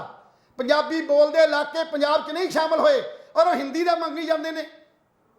ਜਦੋਂ ਕਿ ਖਰੜ ਦੇ ਵਿੱਚ ਜਾਂ ਇਸ ਇਲਾਕੇ 'ਚ ਬਾਹਰਲੇ ਸੂਬਿਆਂ ਤੋਂ ਲਿਆ ਕੇ ਵਸਾਏ ਹਿੰਦੀ ਭਾਸ਼ਾਈ ਲੋਕ, ਉਹਨਾਂ ਦਾ ਤੁਸੀਂ ਆਣ ਕੇ ਇੱਥੇ ਜਿਹੜਾ ਅਨੁਪਾਤ ਦੇ ਮੁਤਾਬਕ ਜਿਹੜਾ ਤੁਸੀਂ ਮਰਦਮਸ਼ੁਮਾਰੀ ਕਰਾਉਂਦੇ ਹੋ, ਗਣ ਜਨਣਾ ਜਿਹਨੂੰ ਕਹਿੰਦੇ ਹੋ, ਉਦੋਂ ਵਿੱਚ ਉਹਨੂੰ ਹਾਵੀ ਕਰ ਦਿੱਤਾ ਗਿਆ, ਚਲਾਕੀ ਖੇਡ ਲਈ ਗਈ। ਸੋ ਇਹ ਗੱਲਾਂ ਮਸਲੇ ਜਿਹੜੇ ਨੇ ਬਹੁਤ ਗੰਭੀਰ ਨੇ। ਇਹਨਾਂ ਮਸਲਿਆਂ ਨੂੰ ਅਜੇ ਤੁਸੀਂ ਉਦੋਂ ਹੀ ਵਰਤਦੇ ਹੋ ਜਦੋਂ ਚੋਣਾਂ ਆਉਂਦੀਆਂ ਨੇ, ਚੋਣਾਂ ਤੋਂ ਬਾਅਦ ਇਹ ਭੁੱਲ ਜਾਂਦੇ ਹੋ। ਅੱਜ ਲੋੜ ਇਸ ਗੱਲ ਦੀ ਹੈ ਕਿ ਲੋਕਾਂ ਨੇ ਬਹੁਤ ਵੱਡੀ ਆਸ ਭਗਵੰਤ ਮਾਨ ਜੀ ਤੁਹਾਡੇ ਤੋਂ ਲਾਈ ਹੋਈ ਹੈ। 300 ਯੂਨਿਟ ਬਿਜਲੀ ਮਾਫ ਦੀ ਲਾਈ ਹੋਈ ਹੈ। ਪ੍ਰਾਈਵੇਟ ਸਕੂਲਾਂ ਦੀਆਂ ਫੀਸਾਂ ਦੀ ਗੱਲ ਕਰਦੇ ਹੋ, ਅੱਗੇ ਵੀ ਗੱਲ ਕੀਤੀ ਸੀ। ਪ੍ਰਾਈਵੇਟ ਸੈਕਟਰ ਤੁਹਾਡਾ ਕਹਿਣਾ ਕਿਉਂ ਮੰਨੇਗਾ, ਕਿਉਂ ਗੱਲ ਕਰੇਗਾ? ਕਿਉਂਕਿ ਉਹਨਾਂ ਨੂੰ ਸੁੱਖ ਸਹੂਲਤਾਂ ਤੁਸੀਂ ਦਿੱਤੀਆਂ ਹੀ ਨਹੀਂ। ਜੇ ਤੁਸੀਂ ਉਹੀ ਸੁੱਖ ਸਹੂਲਤਾਂ ਗਵਰਨਮੈਂਟ ਸਕੂਲਾਂ 'ਚ, ਪ੍ਰਾਇਮਰੀ ਸਰਕਾਰੀ ਸਕੂਲਾਂ 'ਚ ਦਿਓ, ਉਸੇ ਤਰ੍ਹਾਂ ਦਾ ਸਟਰਕਚਰ ਪੈਦਾ ਕਰੋ, ਬਿਲਡਿੰਗ ਉਸ ਤਰ੍ਹਾਂ ਦੀ ਦਿਓ, ਮਾਸਟਰਾਂ ਟੀਚਰਾਂ ਨੂੰ ਅਧਿਆਪਕਾਂ ਨੂੰ ਸਹੀ ਢੰਗ ਨਾਲ ਉਹਨੂੰ ਪੜ੍ਹਾਉਣ ਦਾ ਕਾਰਜ ਦਿਓ, ਤੇ ਕੋਈ ਵੀ ਪ੍ਰਾਈਵੇਟ ਸਕੂਲ 'ਚ ਨਹੀਂ ਜਾ ਸਕਦਾ। ਤੁਹਾਡੇ ਆਪਣੇ ਬੱਚੇ, ਤੁਹਾਡੇ ਆਪਣਾ ਪਰਿਵਾਰ, ਤੁਹਾਡੇ IAS ਅਫਸਰ, PCS ਅਫਸਰ, IAS ਅਫਸਰ, ਜਿੰਨਾ ਤੁਹਾਡਾ ਲਾਣਾ ਇਹ ਸਾਰਿਆਂ ਦੇ ਬੱਚੇ ਤੇ ਪ੍ਰਾਈਵੇਟ ਪੜ੍ਹਦੇ ਨੇ ਜੀ। ਕਿਵੇਂ ਤੁਸੀਂ ਪ੍ਰਾਈਵੇਟ ਸੈਕਟਰ ਦੀਆਂ ਕਿਤਾਬਾਂ ਤੇ ਸਕੂਲਾਂ ਦੀ ਨਿਗਰਾਨੀ ਕਰਦੇ ਹੋ? ਸੋ ਲੋਕਾਂ ਨੂੰ ਅੱਜ ਲੋੜ ਇਸ ਗੱਲ ਦੀ ਹੈ ਕਿ ਲੋਕਾਂ ਦੀਆਂ ਸੁੱਖ ਸਹੂਲਤਾਂ 'ਚ ਵਾਧਾ ਹੋਵੇ, ਸਾਫ਼ ਪਾਣੀ ਹੋਵੇ, ਟਰਾਂਸਪੋਰਟ ਸਾਫ਼ ਹੋਵੇ। ਇਹ ਸਾਰੀਆਂ ਗੱਲਾਂ ਜਿਹੜੀਆਂ ਨੇ, ਨਹੀਂ ਤਾਂ ਉਵੇਂ ਹੀ ਹੋਵੇਗਾ ਜਿਵੇਂ ਕਾਂਗਰਸ ਨਾਲ ਹੋਇਆ। ਅੱਜ ਭਾਵੇਂ ਖਿਲਰੀ ਹੋਈ ਕਾਂਗਰਸ, ਅੱਜ ਉਸੇ ਕਲੇਸ਼ ਫੇਸ ਫਸੀ ਹੋਈ ਹੈ। ਭਾਵੇਂ ਉਹਨਾਂ ਨੇ ਆਪਣਾ ਪ੍ਰਧਾਨ ਬਦਲ ਲਿਆ, ਚਾਹੇ ਸਾਡੇ ਵਿਧਾਨ ਸਭਾ ਦਾ ਆਪੋਜੀਸ਼ਨ ਲੀਡਰ ਪ੍ਰਤਾਪ ਸਿੰਘ ਬਾਜਵਾ ਨੂੰ ਲਾਤਾ, ਪਰ ਜੇ ਇਹ ਕੁਝ ਕਿਤੇ ਪਹਿਲਾਂ ਕੀਤਾ ਹੁੰਦਾ ਤੇ ਸ਼ਾਇਦ ਪੰਜਾਬ ਦੇ ਸਰ ਜ਼ਮੀਨ ਤੇ ਕੋਈ ਘਟਨਾਵਾਂ ਹੋਰ ਘਟਦੀਆਂ। ਜੇ ਕਿਤੇ ਚਰਨਜੀਤ ਚੰਨੀ ਵਰਗਿਆਂ ਨੂੰ ਅੱਜ ਈਡੀ ਆਪਣੀ ਲਾਈਨ ਤੇ ਲੈ ਕੇ ਆ ਰਹੀ ਹੈ, ਆਪਣੇ ਰਾਹ ਤੇ ਲੈ ਕੇ ਆ ਰਹੀ ਹੈ, ਉਸ ਵੇਲੇ ਕਿਉਂ ਨਹੀਂ ਲਿਆਂਦਾ ਗਿਆ? ਜਿਸ ਵੇਲੇ 10 ਕਰੋੜ ਰੁਪਈਆ ਖਨੀ ਕੋ ਫੜਿਆ ਗਿਆ ਸੀ, ਔਰ ਉਸ ਵੇਲੇ ਚਰਨਜੀਤ ਚੰਨੀ ਨੂੰ ਕਾਂਗਰਸ ਜਿਹੜੀ ਹਰੀ ਝੰਡੀ ਦੇ ਰਹੀ ਸੀ, ਗਰੀਬ ਪੇਸ਼ ਕਰ ਰਹੀ ਸੀ, ਆਮ ਬੰਦਾ ਪੇਸ਼ ਕਰ ਰਹੀ ਸੀ ਵੀ ਉਹ ਤੇ ਆਮ ਮਨੁੱਖ ਹੈ, ਉਹ ਤੇ ਇਸ ਮਾਮਲੇ 'ਚ ਆਉਂਦਾ ਹੀ ਨਹੀਂ। ਜੇ ਅੱਜ ਵੀ ਈਡੀ ਸਹੀ ਢੰਗ ਨਾਲ ਕੇਂਦਰ ਦੀ ਸਰਕਾਰ ਦੇ ਅਧੀਨ ਹੈ, ਜੇ ਅੱਜ ਵੀ ਸਹੀ ਇਨਵੈਸਟੀਗੇਸ਼ਨ ਪੁੱਛਗਿੱਛ ਕਰੇ ਤੇ 26,000 ਕਰੋੜ ਰੁਪਏ ਦੀ ਪ੍ਰਾਪਰਟੀ ਜਿਹੜੀ ਚਰਨਜੀਤ ਚੰਨੀ ਦੇ ਕੋਲ ਹੈ। ਸ਼ੁਕਰੀਆ। ਸੋ ਇਹ ਸਾਰੀਆਂ ਗੱਲਾਂ ਜਿਹੜੀਆਂ ਪੰਜਾਬ ਸਰਕਾਰ ਨੂੰ, ਖੁਦ ਜਿਹੜੇ ਵੀ ਬੰਦੇ ਇਹਨਾਂ ਮਾਮਲਿਆਂ 'ਚ ਸ਼ਾਮਲ ਨੇ, ਚਾਹੇ ਉਹ ਜ਼ਮੀਨੀ ਘਟਾਲੇ 'ਚ ਨੇ, ਰੇਤ ਘਟਾਲੇ 'ਚ ਨੇ, ਸ਼ਰਾਬ ਘਟਾਲੇ 'ਚ ਨੇ, ਜਿਹੜੇ ਸਾਡੇ ਵਜ਼ੀਫਿਆਂ ਦੇ ਘਟਾਲੇ 'ਚ ਸ਼ਾਮਲ ਨੇ, ਇਹਨਾਂ ਸਾਰਿਆਂ ਦੀਆਂ ਇਨਕੁਆਇਰੀਆਂ ਜਿਹੜੀਆਂ ਮਾਰ ਕਰਕੇ ਤੇ ਕੇਂਦਰ ਸਰਕਾਰ ਨੂੰ ਜਾਂ ਈਡੀ ਨੂੰ ਭੇਜੀਆਂ ਜਾਣ, ਤਾਂ ਮਸਲੇ ਹੱਲ ਹੋ ਸਕਦੇ ਨੇ, ਤਾਂ ਸਾਡਾ ਰੈਵਨਿਊ ਵੱਧ ਸਕਦਾ, ਤਾਂ ਪੰਜਾਬ ਦੇ ਲੋਕਾਂ ਦੇ ਹਿਰਦਿਆਂ 'ਚ ਸ਼ਾਂਤੀ ਜਿਹੜੀ ਆ ਉਹ ਪੈਦਾ ਹੋ ਸਕਦੀ ਆ, ਤਾਂ ਉਹ ਸ਼ਾਂਤ ਹੋ ਸਕਦੇ ਨੇ। ਨਹੀਂ ਤੇ ਭਗਵੰਤ ਮਾਨ ਜੀ ਇਹ ਫੈਸਲੇ ਕਰਕੇ ਸਟੂਡੀਓ 'ਚ ਬਹਿ ਕੇ ਰੋਜ਼ ਨਵੇਂ ਐਲਾਨਾਂ ਨਾਲ ਕੁਝ ਨਹੀਂ ਬਣਨਾ। ਐਲਾਨ ਮੰਤਰੀ ਬਣਨ ਦੀ ਬਜਾਏ ਤੁਸੀਂ ਸਿਰਫ ਤੇ ਸਿਰਫ ਘੱਟ ਕਰੋ, 2 ਪੈਰ ਘੱਟ ਤੁਰਨਾ ਮਟਕ ਦੇ ਨਾਲ। ਜੇ ਤੁਰਨਾ ਹੀ ਆ ਤੇ ਮਟਕਣਾ ਚੱਲੋ, ਹੌਲੀ ਹੌਲੀ ਚੱਲੋ। ਸੁਧਾਰ ਬਹੁਤੇ ਦੂਰ ਨਹੀਂ, ਸੁਧਾਰ ਹੋ ਸਕਦੇ ਨੇ, ਕੀਤੇ ਜਾ ਸਕਦੇ ਨੇ, ਜੇ ਤੁਹਾਡੀ ਨੀਤ ਤੇ ਨੀਤ 'ਚ ਫਰਕ ਹੋਵੇ। ਸਮਾਜਵਾਦ ਆ ਸਕਦਾ, ਇਨਕਲਾਬ ਦਾ ਨਾਅਰਾ ਲਾਉਣਾ ਬਹੁਤ ਸੌਖਾ, ਪਰ ਇਨਕਲਾਬ ਲਈ ਲੜਾਈ ਲੜਨੀ ਬਹੁਤ ਔਖੀ ਹੈ। ਉਦੋਂ ਭਗਤ ਸਿੰਘ ਦਾ ਨਾਅਰਾ ਅਸੀਂ ਸਮਝਾਂਗੇ ਜਦੋਂ ਤੁਸੀਂ ਮਨੁੱਖ ਦੇ ਹੱਥੋਂ ਮਨੁੱਖ ਦੀ ਲੁੱਟ ਦੀ ਗੱਲ ਕਰੋਗੇ, ਖਤਮ ਕਰਨ ਦੀ ਗੱਲ ਕਰੋਗੇ, ਬਰਾਬਰਤਾ ਦੀ ਗੱਲ ਕਰੋਗੇ। ਸ਼ੁਕਰੀਆ। ਸੋ ਇਸ ਕਰਕੇ ਇਹ ਆਉਣ ਵਾਲੇ ਸਮੇਂ ਸਾਰੇ ਲੋਕਾਂ ਨੂੰ ਫੇਰ ਸੁਚੇਤ ਹੋਣ ਦੀ ਲੋੜ ਹੈ, ਫੇਰ ਲੜ ਕੇ ਲੈਣ ਦੀ ਲੋੜ ਹੈ। ਜੇ ਚਾਹੁੰਦੇ ਹੋ ਸਮਾਜਵਾਦ ਆਵੇ, ਆਓ ਰਲੋ, ਇਕੱਠੇ ਹੋਵੋ, ਸੰਘਰਸ਼ ਕਰੋ। ਇਹ ਲੜਾਈ 'ਚੋਂ ਬਹੁਤ ਕੁਝ ਮਿਲ ਸਕਦਾ, ਵੋਟਾਂ ਦੀਆਂ ਪਾਈਆਂ ਪਰਚੀਆਂ 'ਚੋਂ ਤੁਹਾਨੂੰ ਕੁਝ ਨਹੀਂ ਮਿਲ ਸਕਦਾ। ਜੀ ਸ਼ੁਕਰੀਆ ਜੀ। ਸੋ ਦੋਸਤੋ, ਤੁਹਾਨੂੰ ਸਾਡੀ ਅੱਜ ਦੀ ਚਰਚਾ ਕਿਸ ਤਰ੍ਹਾਂ ਦੀ ਲੱਗੀ? ਆਪਣੇ ਵਿਚਾਰ, ਆਪਣੇ ਸੁਝਾਅ ਸਾਨੂੰ ਜ਼ਰੂਰ ਦੇ ਦਿਆ ਕਰੋ। ਕੱਲ ਫੇਰ ਮਿਲਾਂਗੇ ਖੁੰਡ ਚਰਚਾ ਦੇ ਕਿਸੇ ਨਵੇਂ ਐਪੀਸੋਡ ਦੇ ਵਿੱਚ। ਤਦ ਤੱਕ ਲਈ ਸਾਨੂੰ ਦੋਹਾਂ ਨੂੰ ਇਜਾਜ਼ਤ ਦਿਓ। ਰੱਬ ਰਾਖਾ।